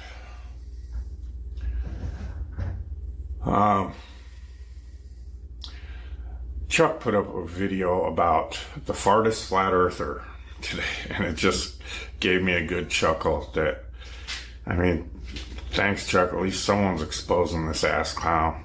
And he is one of the main reasons why I stopped making flat earth content, because any flat earther following that total joke. Welcome, Raiders. Welcome, welcome. I'm Hannah, and this is Tinfoil Wednesday. How's everyone doing? We are looking at conspiracy theorists, conspiracy theories, playing conspiracy bingo, debunking, and making fun of it, just hanging out. So I hope you enjoy it. Give me a follow. We do stuff like this all the time. And make sure you check out KF Logan, 1875 here on Twitch. How was your stream? Hope it was good. Right now we're listening to a flat earther who is bitter and upset about basically everything. Of a truther? Sorry. Unless you're doing it for entertainment purposes only. So he posted a video of him coming out now. Oh, I think the Creator sent a Messiah, but I don't think his name was Jesus. Okay. Shocker. Okay, Jaron Jr. So that's what I put in the comment of Chuck's video is, people that didn't learn from the first wave of flat earth charlatans, a la Patricia, Jaron, that whole CryptoCon crew.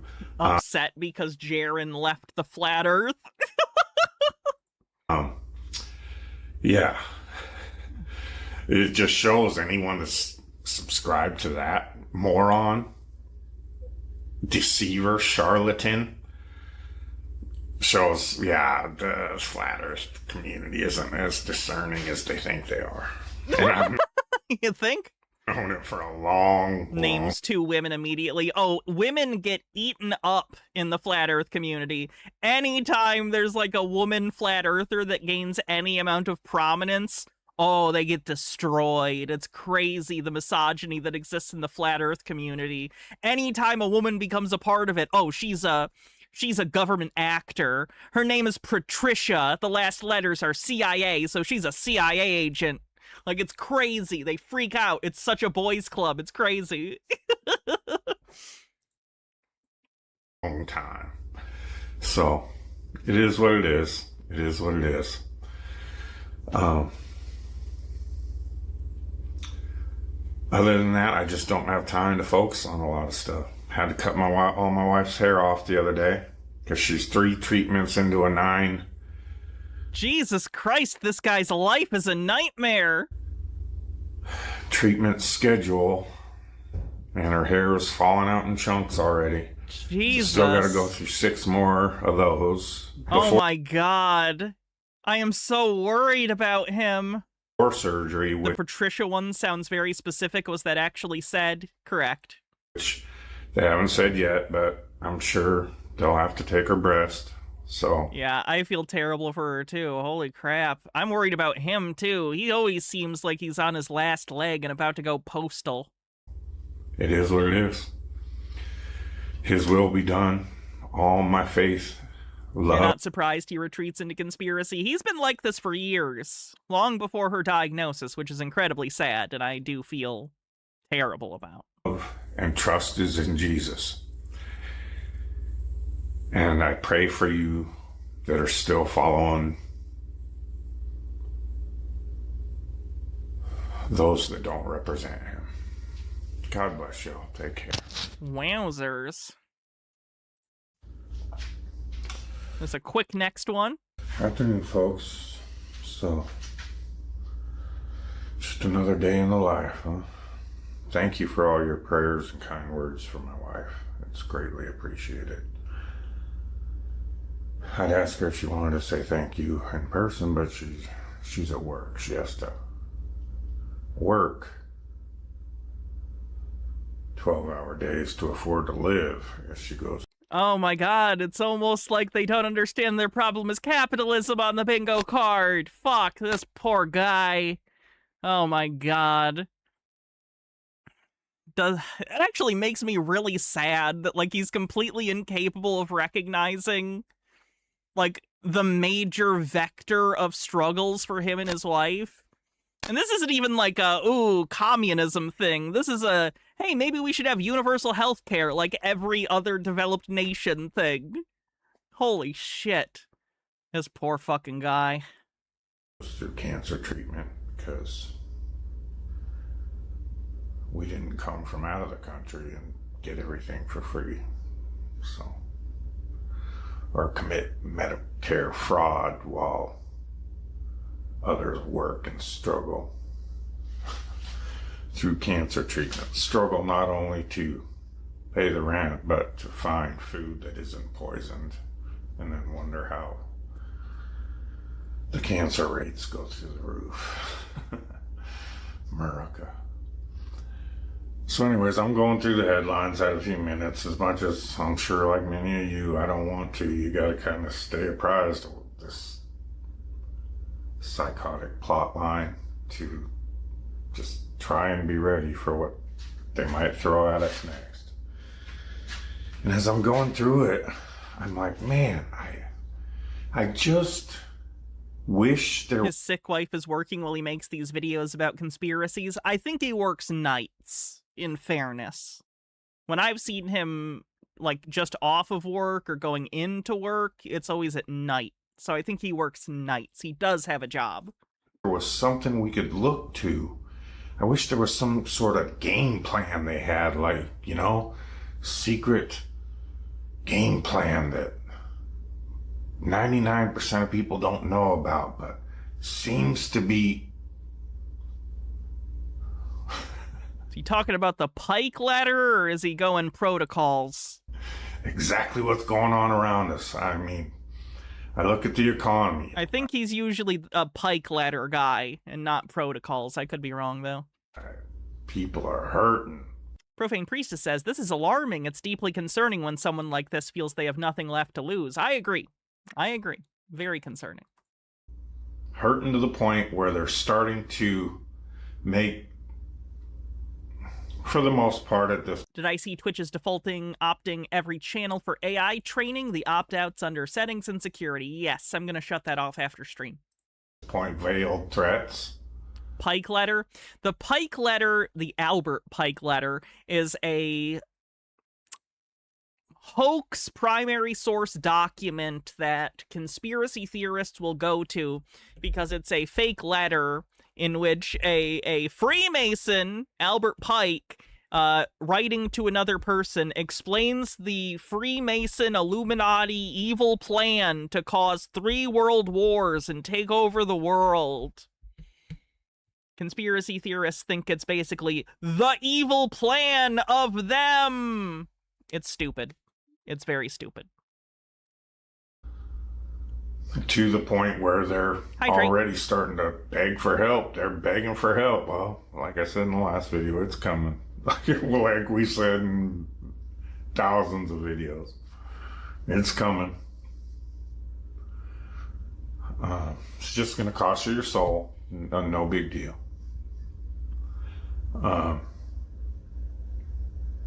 So yeah, it's almost like they're intentionally destroying the economy, not just in America, worldwide. Almost like an economic cataclysm, the likes of which the world's... It's almost like America voted for a con man and a rapist and a pedophile and someone who's incompetent on macroeconomics. Guess America shouldn't have done that. Never seen, so they could issue in some sort of electronic monetary system wherein they have total control of it. Most money's already digital, you idiot. Everybody and everything they buy. The vast majority of money is on digital ledgers. It is not physical cash. How old is this fucking guy? When he was a kid, he used to go down to the Nickelodeon and put it in and watch the pictures. All their medical records. Wow. If only there was something that we could point to show people that this isn't by accident. Meanwhile, in the country that 25 years ago was attacked by Muslims in oh boy, airplanes, now has a communist remember, they attacked us, those Muslims attacked. I have so many conflicting feelings. Why is the human... Why? On the one hand, I feel so bad for him because he's clearly going through a lot. And he is entrenched in a system that we are all entrenched in that has harmed us all. However, he's also a huge bigot and a piece of shit. So... that's great. Hey, Captain. Because they hated our freedoms.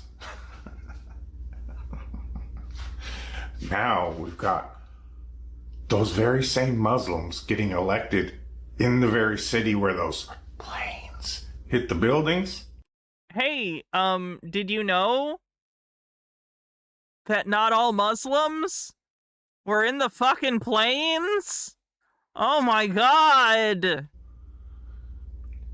Running as, what is it, Democratic? We already had 9/11 out of nowhere. Socialist?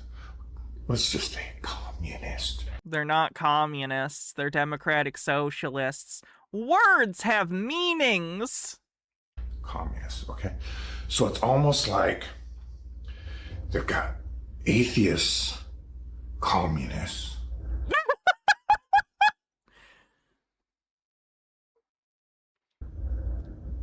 And Muslims going against Christians and Zionists.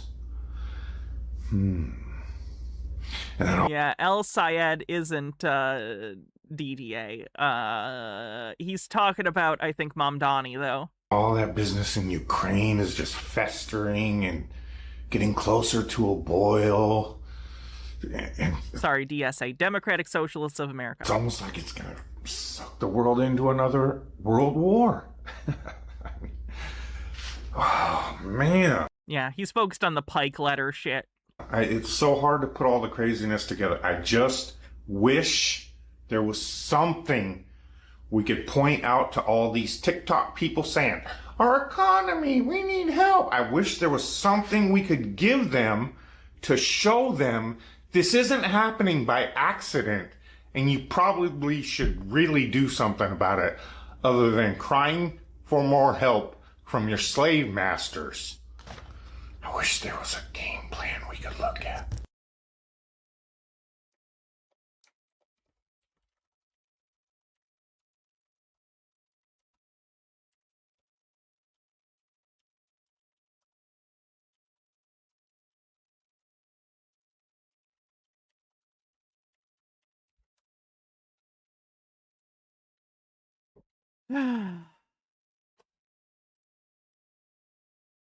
What else we got?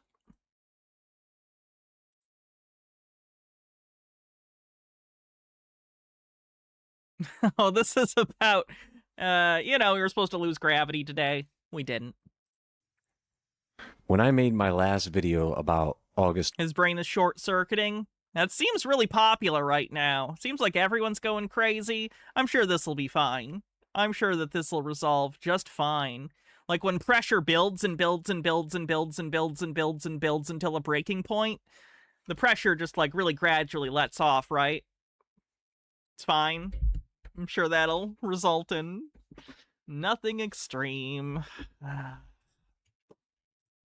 12. I thought I had found the... So, wait, lose gravity? Yeah, this was like a stupid TikTok conspiracy that was going around where people were saying we were going to lose gravity for 7 seconds.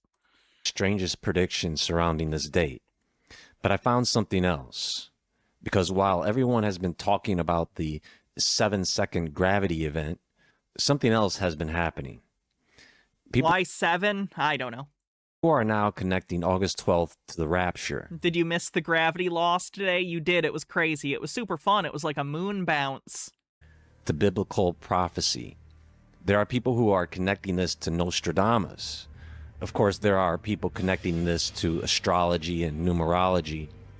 And there are people who are connecting this to a series of events that will continue well beyond August 12th. So in a moment, we're going to talk about what's happening, because at this moment in history, there are many things that feel strange to many people. But instead... You could say that about any period in human history. What a vacuous statement. Gitara says, just joined. Any tinfoil about why we didn't all die today from gravity loss? This video's kind of about that, I think. At least it's about the date. Of abandoning that feeling or trying to move... But no, we don't have the cope videos yet. That'll probably be next week when they move the goalposts or whatever. Away from it, maybe we need to dig deeper into it. And here's the strange part. On August 12th, we're all going to see the same sky. I can almost guarantee that there are going to be people who will point out some... Yeah, this is Woodward. ...strange or bizarre things that are happening or happened on this date. So even though we will all see the same sky, we're not all going to see the same thing. What does that mean?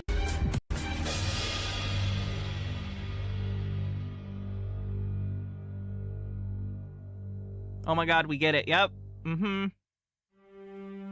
Now, before we get into these new predictions, we need to quickly go back to where all of this started. The original story was something called Project Anchor, which was supposed to be some secret NASA program that predicted a catastrophic 7-second loss of gravity on August 12th, 2026. According to the story, NASA had known about an approaching gravitational anomaly tied to some kind of cosmic event and had even prepared an $89 billion program to deal with it. The story... No evidence of any of this, but someone on TikTok said it, so this should be a thing. It annoys me I even have to talk about this. This is such an insubstantial conspiracy theory, but it's big enough I have to talk about it. It's so dumb. Everything that makes a conspiracy sound convincing. A specific date, a specific time. That's what you find convincing? Is if they add superfluous fucking... If they add detail? And the detail is just... a date?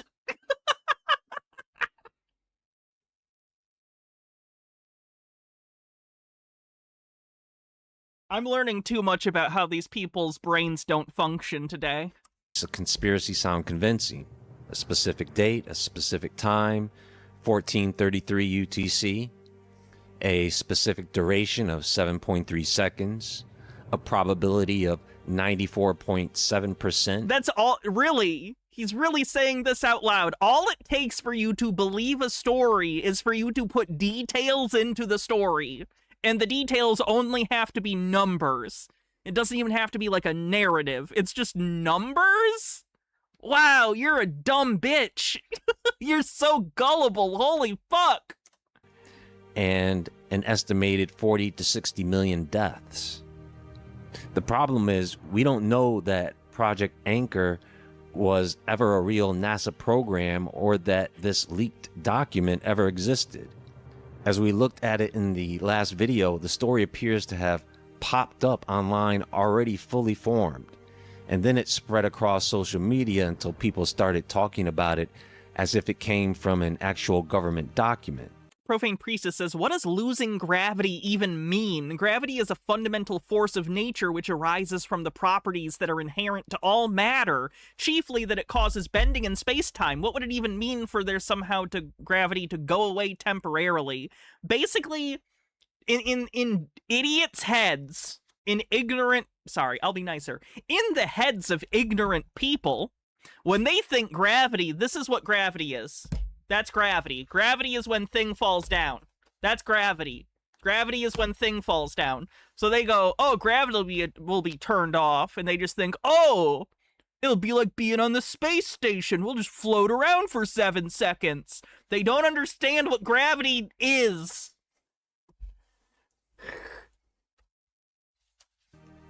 Now, Project Anchor isn't the only prediction now attached to August 12th. Since making that video, I've found people connecting this exact same date to biblical prophecy, the rapture, astrology, numerology, Nostradamus, and other predictions about.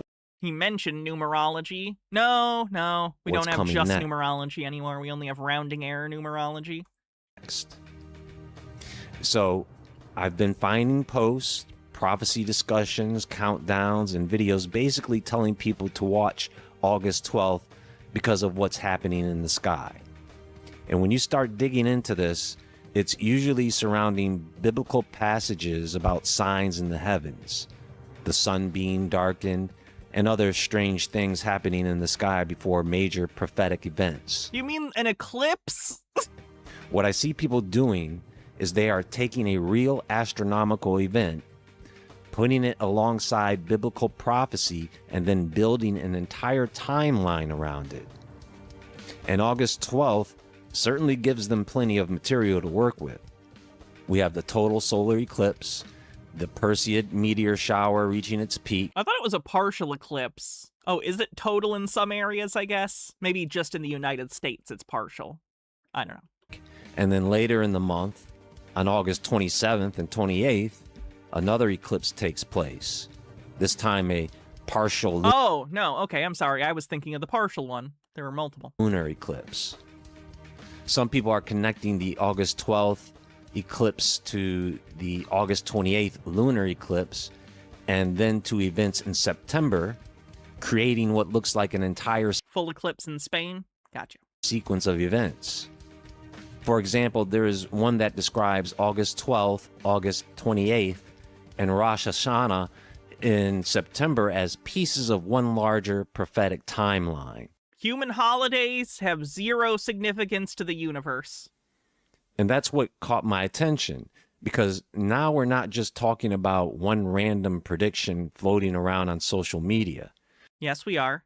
We're seeing completely different groups taking the same date and giving it completely different meanings. I mean, that's not uncommon. That happens all the time with an event or something, and then conspiracy theorists will use it for their own pet conspiracy theory. One group says gravity is going to disappear. Another says the rapture could happen. Others are talking about biblical prophecy, spiritual awakening, Wow, and none of it happened. Crazy. Numerology, It's almost like people should listen to me. All of it's fake! Stop wasting human existence on fake shit! numerology, celestial signs. The predictions are different, but they're all pointing toward the same thing. August 12th is being treated as a significant date. And whether any of these by certain people who are wrong predictions actually happen is almost beside the point, because when millions of people start watching the same date, waiting for something to happen. There are millions of people watching every date. There's 8 billion people on the planet. I guarantee you every single day of the year has at least millions of people looking at that date and considering it significant for some reason. Maybe not even the same reason. But there's billions of people on this fucking rock. The date starts taking on a life of its own. Now, in the book of Matthew, Jesus describes a time when the sun will be darkened. How many times could the rapture happen per year according to these people? 365. The moon will not give its light, and the stars will fall from the sky. The book of Joel describes the sun being turned to darkness and the moon to blood before the great day of the Oh, good. Yeah, let's read the Bible. That's a good source of information. That's all true, for sure. Lord. And Revelation gives us more imagery, describing the sun becoming black and the moon appearing like blood. Now, on August 12th, we are actually going to have... That's pretty sweet. Okay, let me tell you a story. So there's this DLC for Skyrim where there's like an evil vampire lord. I think his name is Harkin. And he wanted to steal Oriel's bow so that he could use it to blot out the sun so vampires can rule forever. Are you going to use that in your lore? I thought we were just sharing made-up stories together. Sorry. The sun disappear behind the moon for people along the path of totality, but millions of others will see a partial solar eclipse. And around the same time, the Perseid meteor shower will be reaching its annual peak. Dr. Worms says, surely the fact that none of this happened will cause you to introspect and deconstruct your belief. Surely you won't move the goalposts or try to point to some arbitrary thing that happens on 8/12 and call it confirmation. Which means people looking into the night sky will also see meteors falling. So when you put those two real astronomical events next to ancient descriptions of a darkened sun and stars falling from heaven, you can understand. Those are both astronomical events that happen all the time. Meteor showers happen. Eclipses happen. And why some people are making the connection, right? Let me ask you a question. Does any of that sound like something coming like a thief in the night? Oh, Estes Perkle, you bastard! Estes Perkle was a evangelical preacher who made Christian scare films, one of which was called that. Now, if August A Thief in the Night 12th wasn't mysterious enough already, there are now people trying to connect He Nostradamus. also did If Footmen Tire You, What Will Horses Do? Prophecies to events happening in 20. The movies themselves were actually shot and directed by former exploitation filmmakers who almost died in a plane crash and decided after they survived that they would no longer make exploitation films and instead they would turn their lives over to Christ. Can we watch Estes Perkle films? No. They are under copyright. Well, maybe just on Twitch or something, but not on YouTube, likely. 26, including the solar eclipse. And when you start looking into this, you see what he actually wrote were hundreds of Yes, they made Christ-sploitation films. That's actually what the genre is called, yes. Ashley, one up with 50 bits and a link. Oh yeah, there he is. Will you come? Will you come? Will you come? Were they actually so bad it's good, like Reefer Madness? Yes, most of them. I own them on Blu-ray. They actually did a really great set. It has some of the exploitation films of the directors, and then it has all the Estes Perkle movies. It's a good box set. Where were we? There we were. 4-line verses called Jitara says, instead of looking at these celestial happenings and going, wow, isn't it cool that I get to live at this specific time on a specific rock? Isn't nature awesome? This guy goes, it must be the end times. I'm so excited for apocalypse because 2,000-year-old book says so. Called quatrains. And those verses contain imagery about wars, disasters, celestial events, darkness, fire, political disasters. The problem is that all of those are rare and only happen in one specific period of human history, by the way. Lists a bunch of things that happens all the time. the original writings are vague enough that people could come back centuries later, look at something happening in their own time, and try to find a matching passage. Ooh, here's my psychic prediction. Ooh, if someone finds this video 500 years from now, ooh, I can see your troubles in the future. Ooh, I see conflicts over resources. Ooh, I see some sort of political division in the Middle East. Ooh, I see people being bigots against others for being different than themselves. Ooh, I see the wealthy and powerful taking advantage of the poor and needy. Ooh. And those are all my predictions that are 100% correct for the future. How did I do it? And that's exactly what we're seeing here. For example, there are references. You assume we'll still be here? No, but you can always do it anyway, because if people are there, cool. If they're not, it's not embarrassing because everyone's dead and no one knows you were wrong.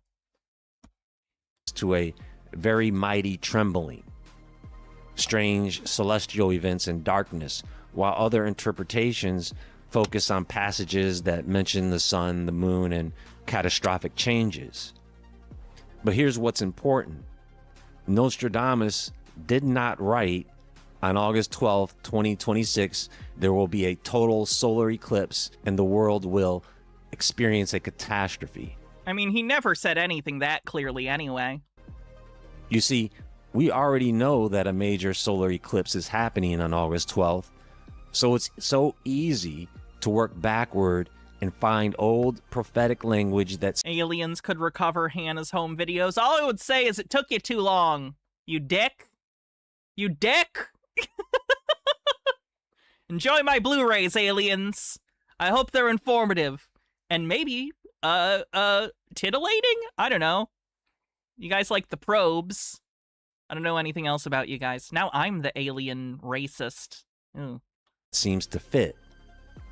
We calculated this eclipse decades in advance using astronomical models, and we know exactly where the moon's shadow will travel. But here's the thing. People don't need Nostradamus to have actually predicted this specific date. They only need to believe that his words can be interpreted to match it. And once enough people make that connection, the prediction starts spreading as if Nostradamus himself wrote the date down. It's okay, Hannah, the aliens aren't ignoring you. They're just too far away. That's good. But the No, never mind. That's how this works. Someone finds an old passage, someone else connects it to a modern event, somebody adds a date, another person adds an interpretation, and eventually... Why does he talk so slowly? Watch time!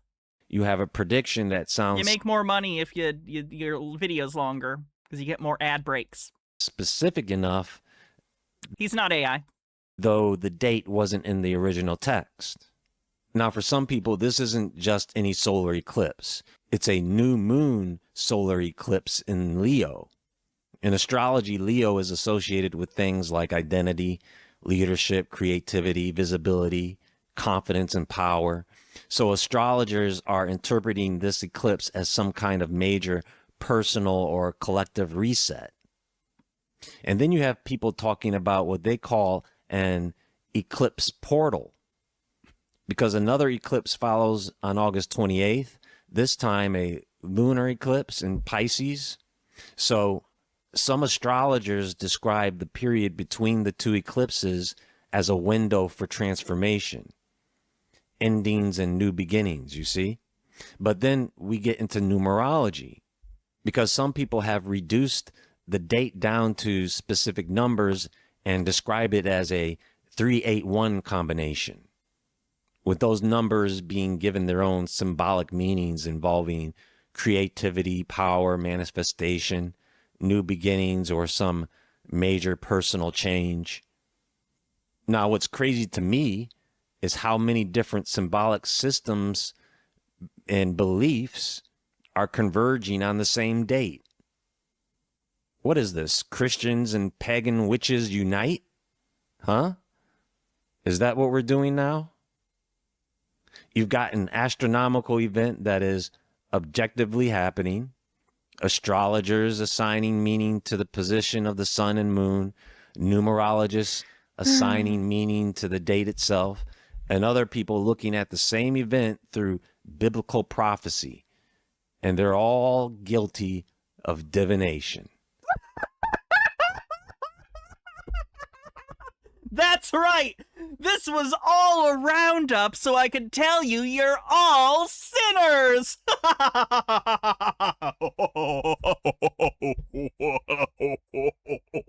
Oh, Chuluwuki solo. You see, divination says, I see a sign. What is divination? Trying to see into the future, trying to gain knowledge magically, psychically. What does it tell me about the future? Biblical prophecy says God has spoken, and what has he actually revealed? So Christians shouldn't be looking at this like, oh, the eclipse is happening, therefore God is telling me something specific about the future. It doesn't mean that you don't pay attention to signs, but the important question is, who is interpreting the sign? You are! What the fuck? Okay. Of course it just turned into, ooh, Jesus-y, Jesus, fuck him. I'm sick of that channel. He just turns everything into a Jesus thing. This is really creepy. I wonder if the same thing happened with Epstein. The thing is, it's not just some crazy conspiracy theory. It's actually possible. It's not just possible. It's undeniable. The patterns are there. Clear, consistent, and impossible to ignore for anyone willing to look. John Lennon saw those patterns when most people looked the other way. He connected the dots. He started speaking out. What are you talking about? And that awareness cost him everything. Listen, if you're hearing this, I'm already gone. My name doesn't matter anymore. I was with the Mossad for 32 years. Handled the dirty work nobody wants on paper. And I helped kill John Lennon. The FBI had been watching him since 72, maybe earlier. The files were thick, wiretaps, mail intercepts, undercover assets at his parties. Is the whole thing AI or just the host? I don't know. He wasn't just singing about peace and love.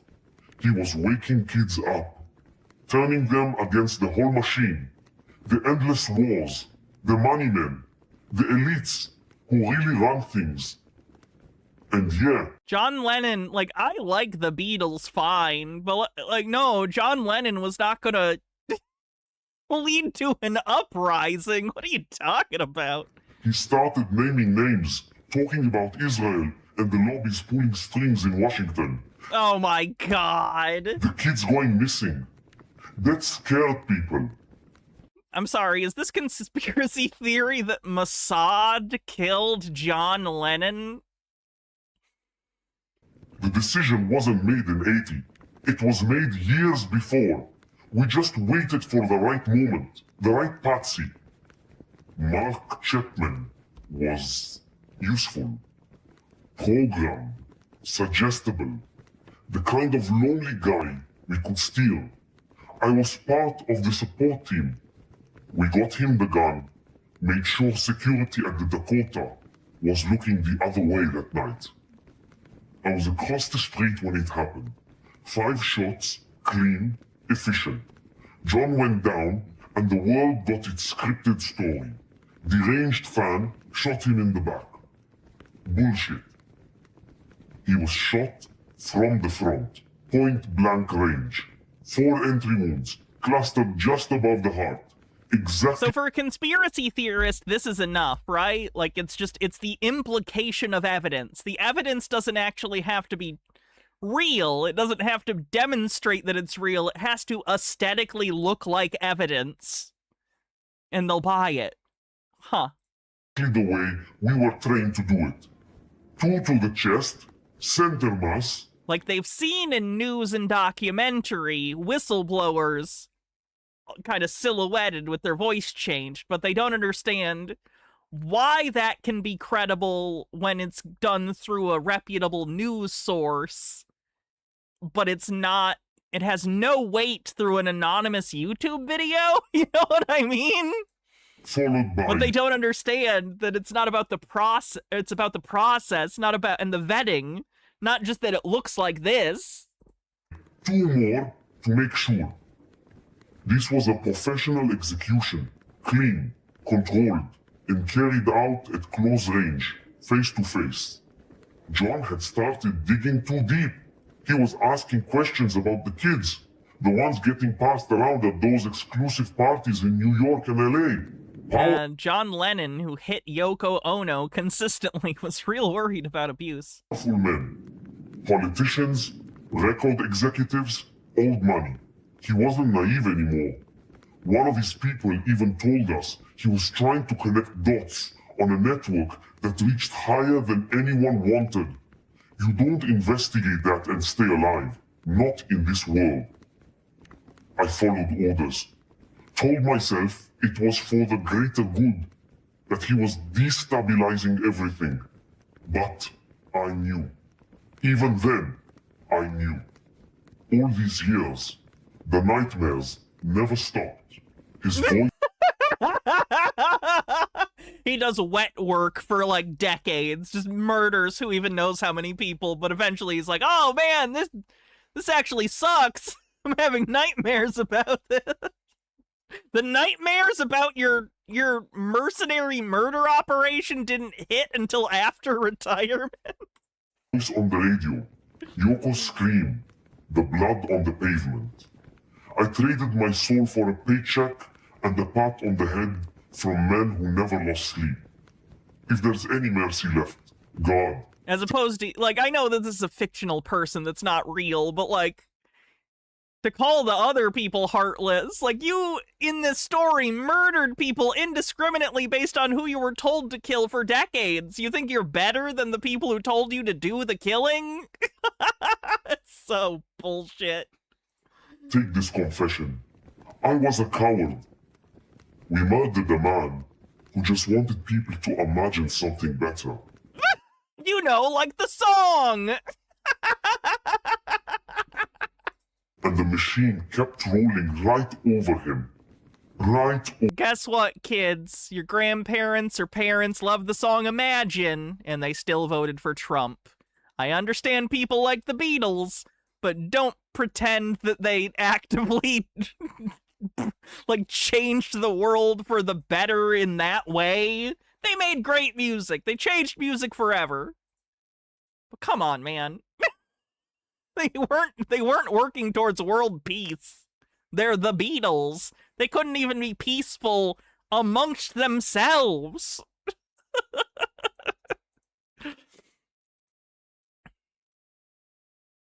Oh, this is so stupid. This is so goddamn stupid. And all of that, 300. Oops. Nope, this one. I've got one that... Oh no, did they remove the video? No! God damn it! No! In the time between... No! I pulled this up at the beginning of stream and it's gone already. Fuck! It was someone saying that Abdul is Barack Obama. It was someone saying that Abdul is Barack Obama. Not like, oh, he sounds like him. It was literally a conspiracy video where they were like, look, Abdul al-Sayed is Obama. It was so good. God damn it. Fuck. I'm so upset. That was so... Why didn't I watch it earlier? It was so good. Fuck. Alright, well, know that there was a conspiracy video where someone was saying that Abdul al-Sayed was secretly Obama. You can even see it for a brief moment. Look. You can, like, see it flash before it disappears. It's so close and so far.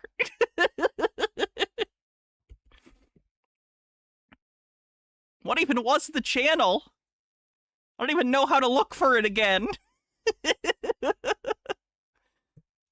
Abdul Al-Sayed. Oops. El-Sayed, my bad. Obama! Will this work? Come on. Gotcha.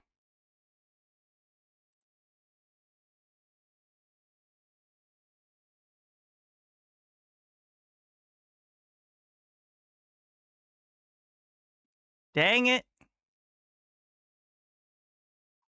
Yeah, it's gone. Well, shit. Oh wait, it was this channel. Is it gone? Yeah, he deleted it. Why? Why did he delete it? Huh. What an asshole. Anyway.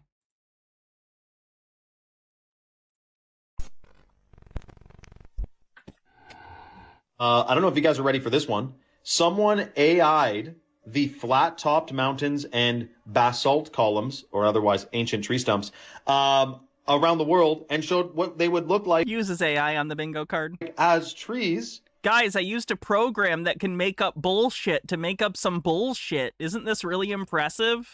And these are the trees mentioned in the Book of Enoch, which reached the heavens during the time of Noah. No. Noah's not a true story. No. Hello? Now, I think they would actually be taller. Like, obviously that is insanely tall, but I think they went even higher up there. Think of Jack and the Beanstalk. He lived... Yeah, do they think this is, like, evidence? It's AI. This is completely fucking false. Why is he treating this like evidence? Just a Peach says, my dad does not listen to the Beatles. He votes Dem. Does this mean you shouldn't listen to the Beatles? Maybe. Up a giant stalk of a plant in the clouds. Jack and the Beanstalk is also not a true story. Jack and the Beanstalk is a fairy tale. In a giant ancient tree. And Jack had to go. Now, didn't they say in the Book of Enoch? Here's Ayers Rock, by the way, in Australia. I wouldn't doubt it. Here's the crazy part, though. Jack and the Beanstalk. He had to go up the tree. And here's Devil's Tower. How can I forget? Beautiful, man. I can imagine when that was a tree. I would love to treehouse in there. Are you kidding me?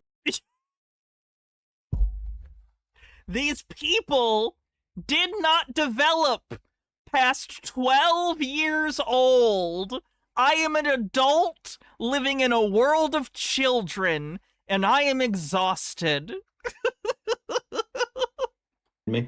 But here's the crazy part. Jack and the Beanstalk, he went up there to slay the giant who stole his dad's castle from up there. And what did they say? God sent down... Giant on the bingo card? Also, what do you mean he stole his castle? Are you... What Jack and the Beanstalk story are you reading? What the fuck are you talking about? Fee, fi, fo, fum. I smell the blood of someone who didn't do the reading. Down 200 angels to cut down the ancient trees so that the giants couldn't climb the trees to survive the flood. I'm telling you right now, something ain't adding up with the official story of how our Earth's history has came to be, man. 100%. The more you go down the rabbit hole of things going on around the world, the more you realize they certainly do not prefer the story of Genesis and the notion of a creator. They do prefer you to believe that you are completely random, a random chance that evolved from fish and amoebas and everything. I would like you to live in reality. That would be great. I would be much less stressed out if most people weren't fucking crazy. But what do you think? Because last I checked, let's just start from the beginning here. 50 trillion cells. Your body is 50 trillion cells. Do you think they randomly all formed? If you could watch... Not randomly. Do you know how natural selection functions? A video of a human embryo when it gets fertilized, or when the egg starts growing, boom, you have a little fetus growing. If you watch their nervous system get grown, it is so complex, like a spider web, knowing exactly which neuron's going to the next. To think that that was random is such... Again, it's not random. Randomness is a factor in evolution, but natural selection is what actually selects for positive outcomes when mutations happen. A stretch. I'm going to tell you right now. Mountain was a tree on the bingo card. Indeed, that's number 1 on the bingo card, I think.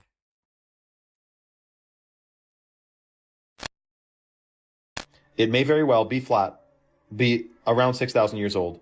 Ancient giants, dinosaurs were really just dragons. Oh man, all those civilizations that existed prior to 6,000 years ago must be really surprised to hear about this.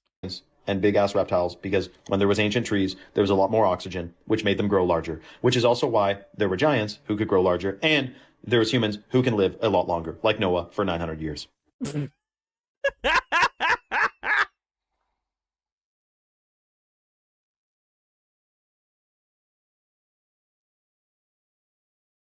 Okay, what if re-education camps, but it literally just forces people to re-go through grade school, through high school? It's a re-education camp, but it's just high school, but we make you pay attention this time. Is that ethical?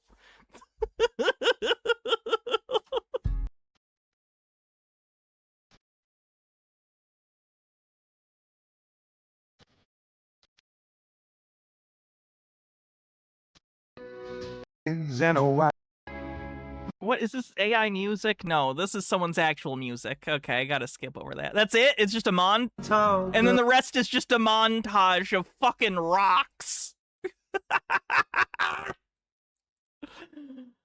Why is dinosaurs were dragons not a bingo space? Because I'm a failure, and I've failed you all.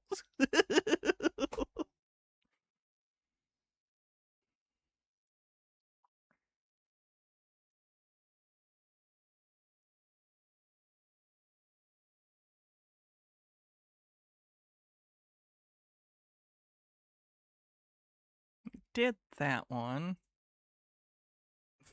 Let's do some shorts from the numerology guy. What do you know about Steve Jobs? Do you know he went to India before he started Apple? Maybe. I don't know. Yeah, this is one of the reasons he fucking died, by the way, is because he, like, started listening to alternative medicine people instead of getting actual treatment for his pancreatic cancer. He died eating, like, fruits and stuff trying to cure cancer. The reason he went to India was to study numerology and astrology. Because in India, I'm doubting that's true. Numerology and astrology is supreme. That's what they do over there. If you look at I'm also gonna guess that's not true, and that's just weird racism. At Apple, he's a 28 life path. He founded Apple 4/1/1976, and he incorporated 3/1/1977. He's a 28. He started the company on a 28th day, and he incorporated on the 28th day. This stuff works. Do you know about Steve Jobs? Do you know Ryan, my love? Do you know? No, not just all Ryan, shorts. Hey, I want Ryan, his my shorts. Do you know about Steve? Let's get into this guy's shorts.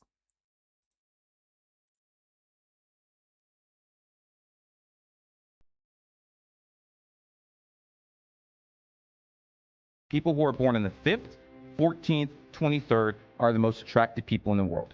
Go on Facebook, put in those dates, and you'll see it with yourself. It's very simple. See, that's the thing about numerology. I always wondered why some people were rich. Now I understand why. They're born on the 28th or they're 8. I always want to understand why some...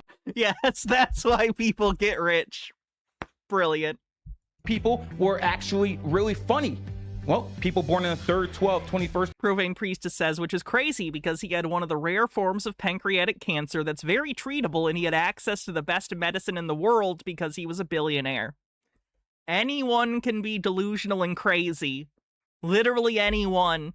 Literally anyone. I'm including you. I'm including me.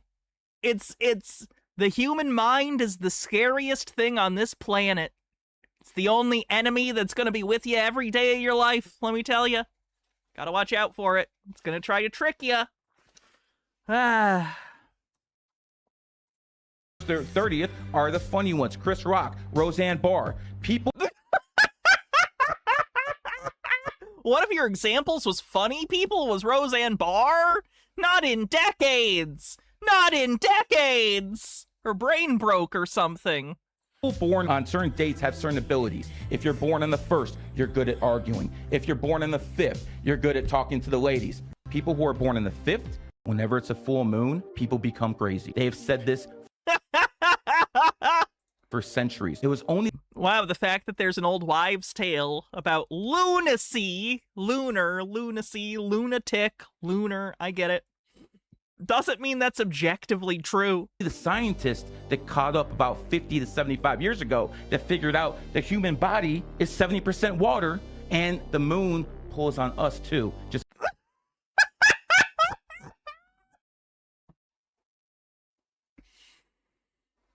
so he could pulls on the tides, so people become crazy. Does he think that the moon only pulls on water? Like he heard that the tides happen because of the gravity of the moon, and his brain just went, oh, it can affect us because we have water in us. Like he thinks that the gravity of the moon only pulls on water, so he has to bring up humans are mostly water.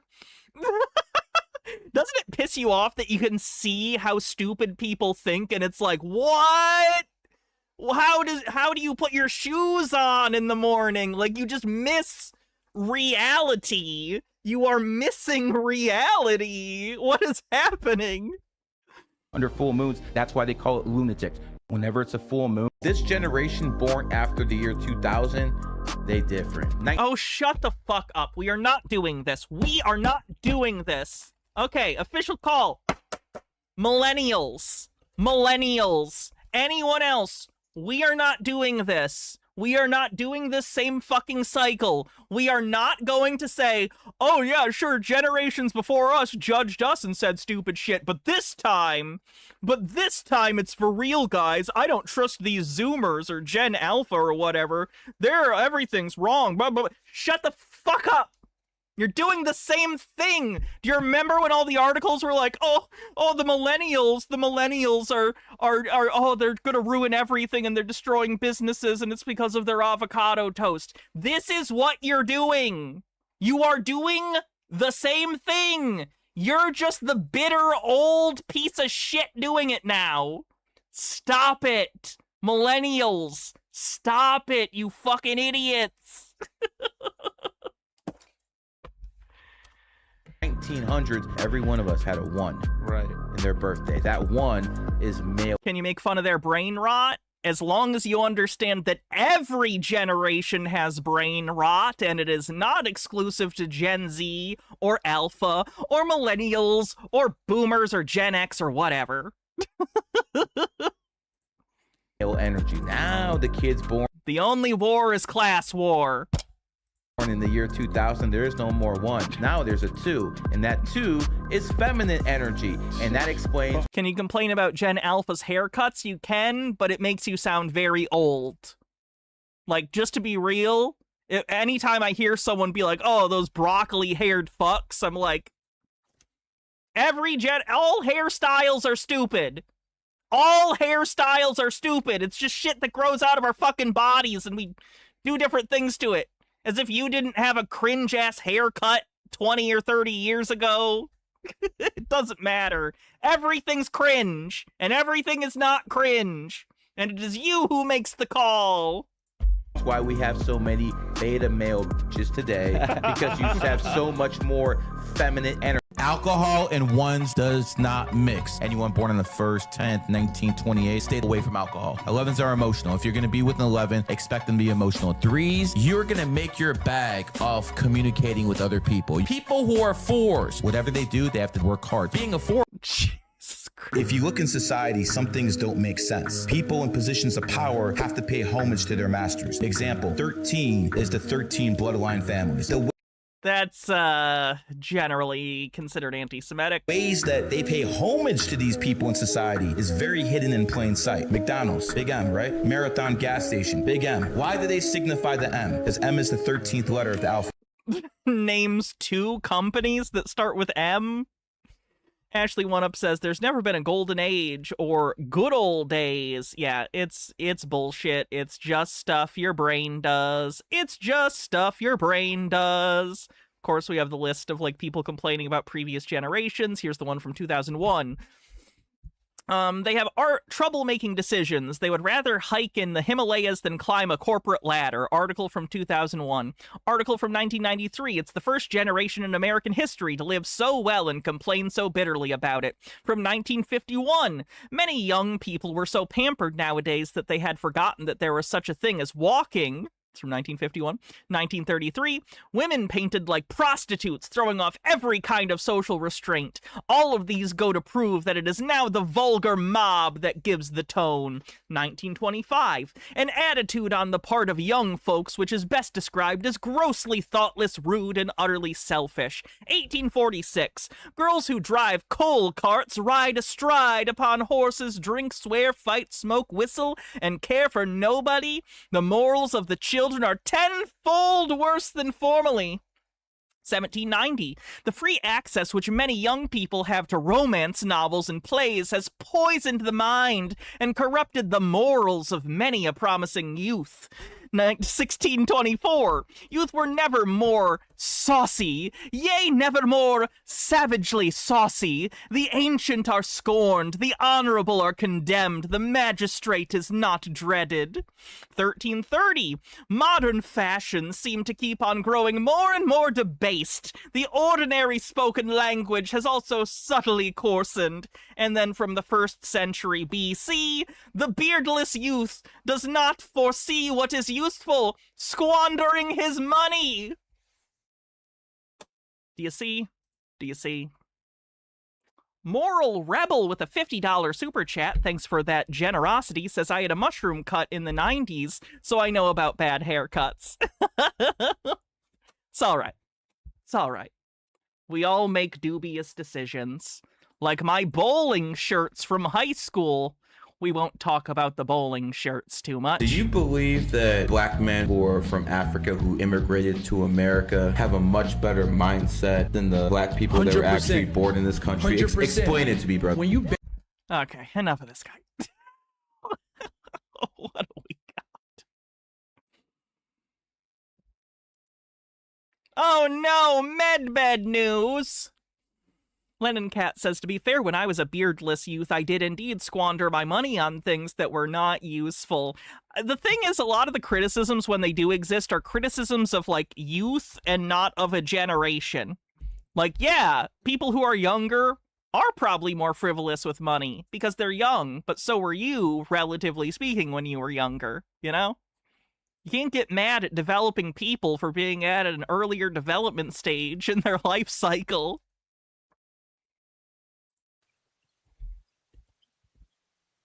Okay, hello everyone. I've turned off, no I haven't. I changed this thing. Oh my god.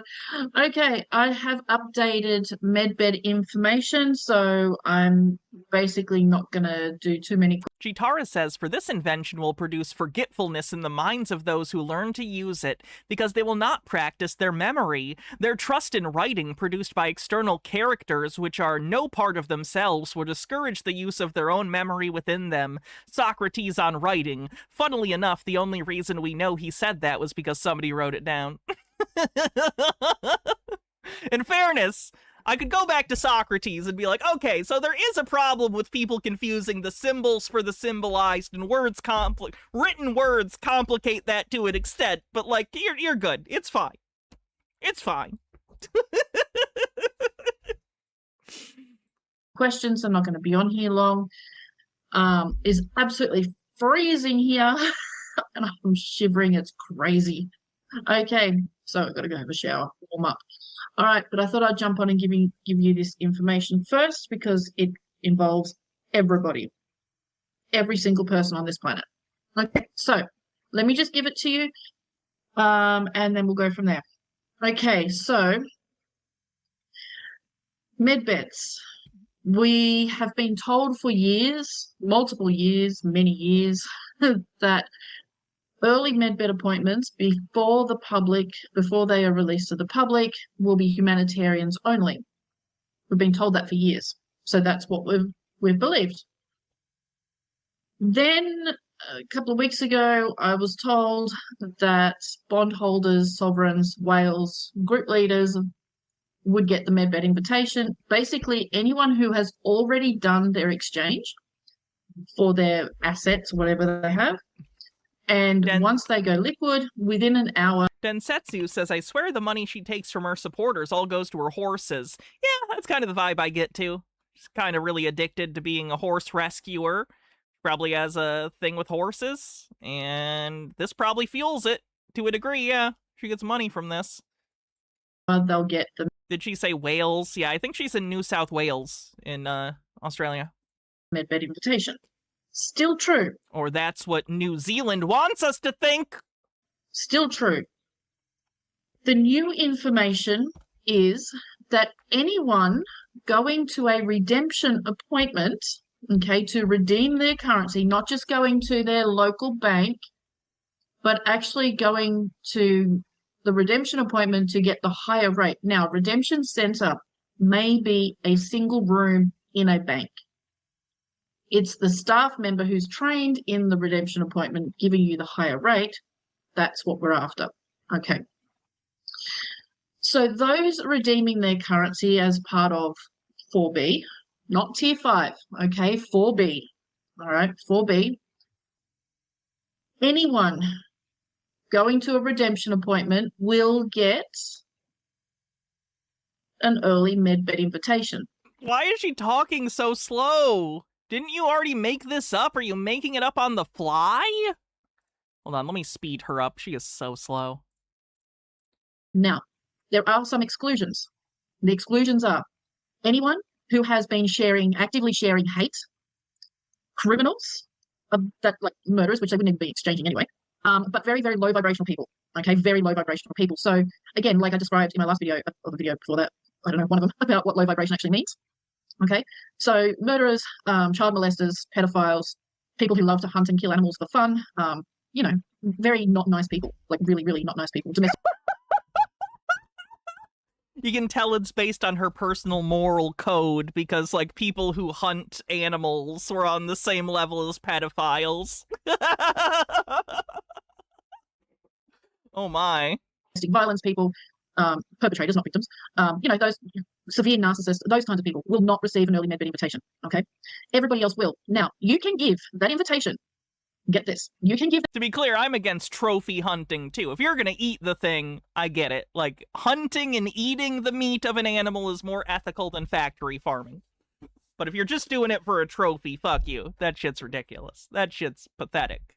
But I totally get it. Probably because I grew up in Michigan. I'm not a hunter. I'm not interested in it, but... I don't know. I just... Compared to the system we use to get meat at a society-wide scale... Hunting a deer or something seems incredibly ethical by comparison. Give that invitation to as many people as you like, provided, and two very strict conditions. One, also, we got rid of their natural predators, so... must be able to sign an NDA and stick to it. Okay, they must be able to sign that NDA and stick to it. And they must be in a position to financially support themselves. There's a new US multi-level marketing company that's selling the sort of gadgets the Medbed Man does, terahertz wands, etc. I wish I could do more.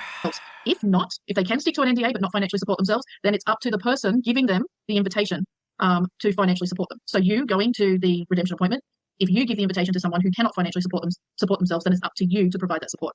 Okay? They're the two conditions. If the person cannot meet those conditions, they will not be allowed to book their appointment. Okay? It's very simple. So they are trusting each and every one of you to choose wisely. Don't just go, and you cannot share it online. You cannot share it to a group. You can give it to individual people, but you can't give it to a group of people. Okay? And I believe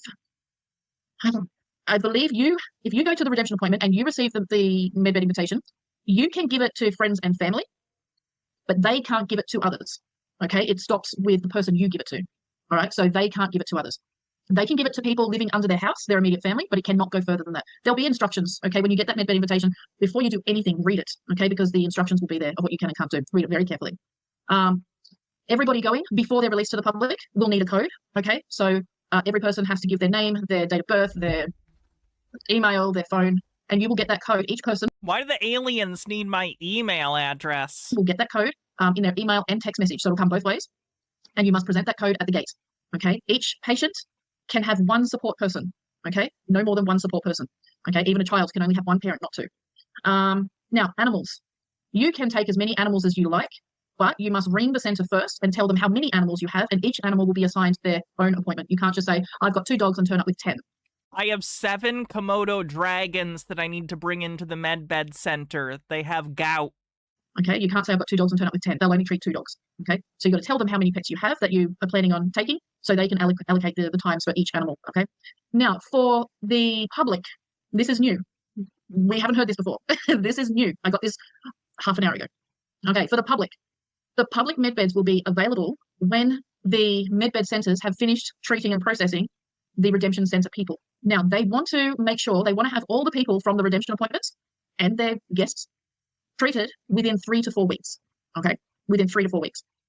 When that happens, okay, when they are available to the public, that's when the NDAs will lift. Okay, and you will get an email to say that your NDA has now expired, you are free to speak. There were a couple of questions that Jitara says, some folks think that hunting for food is also bad at best, evil at worst, because as humans we can reason and therefore consciously choose to kill or not kill animals. I disagree, but folks can believe what they want. Oh yeah, I know that exists. I know. When you sign an NDA for your medbed, I'm familiar with that, vegan teacher. You can't talk to anyone about it, not even your partner. If you want to talk to your partner about your medbed, you have to put their name and contact details down, and they also have to sign an NDA to talk with you. Now, you signing the NDA, you can't talk to anybody else that has signed an NDA. If they are not signed on for your particular... Altered Undying says, I finished the 3 tarot cards for my mage project. Let's take a look. Oh. I like them. Oh, I really like it. Very cool. Or NDA, and you theirs, you can't speak to them about it. So don't go forming groups and start talking about your Yeah, vegan teacher's still going. Procedure, like some little AA meeting, okay? Don't do that, because you'll all be in violation of your NDA. Now, my suggestion, and I have heard... You bet she's going to use the NDA thing to start claiming some people have started to receive invitations. That was my thought, too. I was like, why is she introducing this? She's never talked about this before. I think the scam's been going on long enough, and she's moved the date so many times, she might need to start lying and saying, oh no, some people are getting it, just wait, it's just not your turn yet. Because it's been years with no movement. She has to have lost a great deal of her marks. I'm sure she's getting new ones all the time, but still, you run through them, you know? I have heard this, but I heard that when you go to the redemption appointment, they will set up a new email for you. Totally your choice of what the email is, but they'll set up... Why do I need people at a medbed center to set up an email for me? I know how to set up an email. There should not be a human alive in the United States right now who is an adult who cannot figure out how to create a fucking email account. Set up a new email, and that's the email you use with communications for the redemption, for the alliance, for the medbeds, all of that. So the official stuff. That's where all the communications will be sent, to that email. Now, what I'm going to do personally is set up a whole new email. So when I get the redemption appointment, I'm going to set up... Dilla Spiller says, what about my vast polycule/professional network? How many degrees away from me could I take to the medbed center? Can we book an entire block of rooms and appointments at once? 1 person who lives in your household. 1 in your household is the rule. A whole new email address. And that's the one I'm going to give the redemption appointment and medbed center. Okay, so then I'll know that any communication going to that email is not a scam. It's them, and it's legitimate. That doesn't make sense. Just because it's a new email? And with a phone, I'm going to give them a phone number that is specifically only for them. I'm not going to give that phone number to anybody else. It's only for them. Okay? But the news is that everybody going to a redemption appointment, unless you're an absolute prick, an absolute asshole, will receive a medbed invitation. Humanitarians, those who receive humanitarian funds, will get their medbed before the rest of the redemption appointment, people that did not receive humanitarian funds. So it's still the humanitarians that go first, but they will be mixed in with those who didn't receive funds, okay? And the public, they want to release it to the public about 4 weeks after. They want 4B people in and out of their medbeds within 3 to 4 weeks, okay? So that is the gossip, which is fantastic because it would have excluded a couple million people from having their medbed. And it doesn't mean you have to have Zim. If you go to a redemption appointment, you get an early invitation unless you're an a-hole, okay? Unless you're an a-hole. What else? Oh, yeah. Some redemption appointments, and I was told this half an hour ago as well. Oh, no, Sky's never going to get her appointment. Some redemption appointments will be at medbed centers, okay? Especially in country areas or less populated areas, okay, where they have a medbed center, some redemption appointments will be done I wish I lived in a less populated area, like Pluto. At the medbed center. So you literally have it all done under one building. They will have a redemption person at the medbed center. So you may be there for 4 to 5 hours, okay, but you get it all done on the one day and then you walk away. Okay, not everywhere. Okay, not everywhere. Not everybody will have their medbed on the same day. Okay, some will have it a couple of weeks later. Some might have to go somewhere else the next day. All right, it's just potluck, literally potluck. All right. At 5 a.m. on Monday morning, the Monday that just passed, okay, I was asked to confirm it, so I went to Medbed Central and I spoke to the big boss, and I said, spoke to the big boss. Is that what's his name? Zmoo. Where's Zmoo? Did it happen? And he's like, did what happen? There's so many things happening. Did what happen? I said, come on, I'm talking to Medbed Central. Come on. 5 a.m. Monday morning, did the Medbed centers open to the bondholders, the whales, the sovereigns? He's like, yeah. And I said, great. He said, is there anything else? I said, no, it's all good. That's it. He said, okay, see you later. So beautiful. So Medbed centers are open for business now. Scammers will take hold of this and run with it, and Medbed centers are open, blah, blah, blah, blah, blah. They will charge you a fee if they are. So she is doing it. How interesting. Hold on, my buttons got fucked up. There we go. She's literally now shifting the goalposts to they are open, but you just can't get to them yet. Okay, moves goalposts on the bingo card. Charging, they're a scammer. There is no sky prints on Facebook, on TikTok, on X, on Truth. There is no sky prints on any of them. No sky prints on Instagram. No sky prints. I have one. So she restarted this grift. Last time I saw her, she was actively not talking medbeds. Yeah, that's part of her cycle. She does this. Telegram account and one YouTube account. That's it. Okay? I do not sell crypto. I don't even know the first thing about crypto. I will not personally message you. I can't stand messaging people, to be honest. Sorry, guys. I have so many other things I need to do here. I'm not going to send you a personal message and say, hey, have you booked your appointment yet? Let me help you set up your QFS account. No, it's a scam. If any Sky Prince, or you think you're talking to Sky Prince, if any of them ask you any stupid things like that, or to pay a registration or processing fee or some bullshit rubbish, play with them. Yeah, you should only give money to her for the classes that you need to take to get into the medbed, which definitely isn't a scam. Either block them and delete them, or just play with them. Have some fun with them. But the main thing is, in all seriousness, ask them to video call you and say your name in real time. Have a conversation with them. Even that's not going to do good these days with scammers. They can use like filters that turn their face into other people's. It looks like AI, but unfortunately a lot of people fall for it. So you can at this point change your face, change your voice using AI to look like someone else. 30 seconds. Because I will, they won't. Because they can't. Okay? Hey, don't drink that. That's right. Yeah. You can't have that. That's yeah. Go find some other disgusting thing to drink. Okay, so sorry, Roxy was drinking. Ask for a video call. Do you know how many requests for video calls I got in the last year? Like 1, maybe 2. Okay, so check everything out. But the moment they mention money, you don't even have to say, is this a scammer or is this right? You know it's a scammer. 100% scam. Okay, and if it's on TikTok, Instagram, Truth, and what's the other one, X, it's 100% scammer because I'm not on them. There's no Sky Prince on them. Okay, there's no Carrie Ann Thornton on them. All right, I have one YouTube channel and I have one Telegram account. All right, Sky Prince. That's it. All righty. So that's the news, which is great because it affects everybody. So we have a timeline for them to be released to the public. It's immediately after they have completed the 4B people. We just don't know when 4B is going. But it gives you guys an idea of, if you're not going to a redemption appointment, of how long to expect you need to wait. So once 4B goes, you know you've got around 3 to 4 weeks before the beds are released to the public. Okay? So that's good. That's really good. So now you have an idea, which is great. And the people that don't receive humanitarian funds, they will receive a medbed invitation before the public, just as long as you're not an asshole. So, yeah, okay. But the one thing that was specified, if you have been sharing hate and hating on Intel providers and all of that, you will... AKA her. Probably not even receive a redemption appointment, let alone a med. Don't criticize me or call me out on my scam or you don't get healed by the med beds. But if you do get into the redemption appointment, you will not be given a med bed. So all those haters, all those nasty people that make it their job to just be nasty, bye-bye. They're not going to get a med. You con artist piece of shit. Not anytime soon. And even when they roll out to the public, you know, they can book their appointment. When they get to the scan, they'll say, no, sorry, come back in 5 years. You know, so there's going to be a lot of angry people. And there's going to be a lot of happy people too. So yes, we've got Smooth tomorrow. Smooth channeling, number 13 for him tomorrow. This feels so low effort from her. She's such a low effort grifter. That annoys me too. That annoys me too, is the low effort. Because, like, I've heard of cons and stuff where, like, you're obviously against it. I'm never in favor or pro grifter or con man or anything. But, you know, you can, like, look at a true crime thing where someone tried to do a crazy plan and go, holy shit, this was a complex plan. I'm surprised it went as far as it did.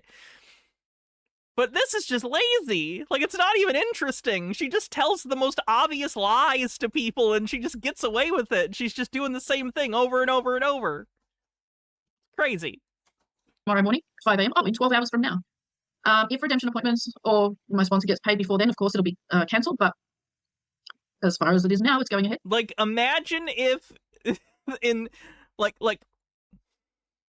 if older school grifting and decent con men were equivalent to from the Music Man Trouble in River City song, Sky Prince is someone who comes into town and just goes, hey, pool halls are bad. Do you want to buy an instrument for your kid? But, like, the town is full of billions of crazy people, so they all fall for it, even though it's low effort. Okay. As far as it is now, it's going ahead. Okay.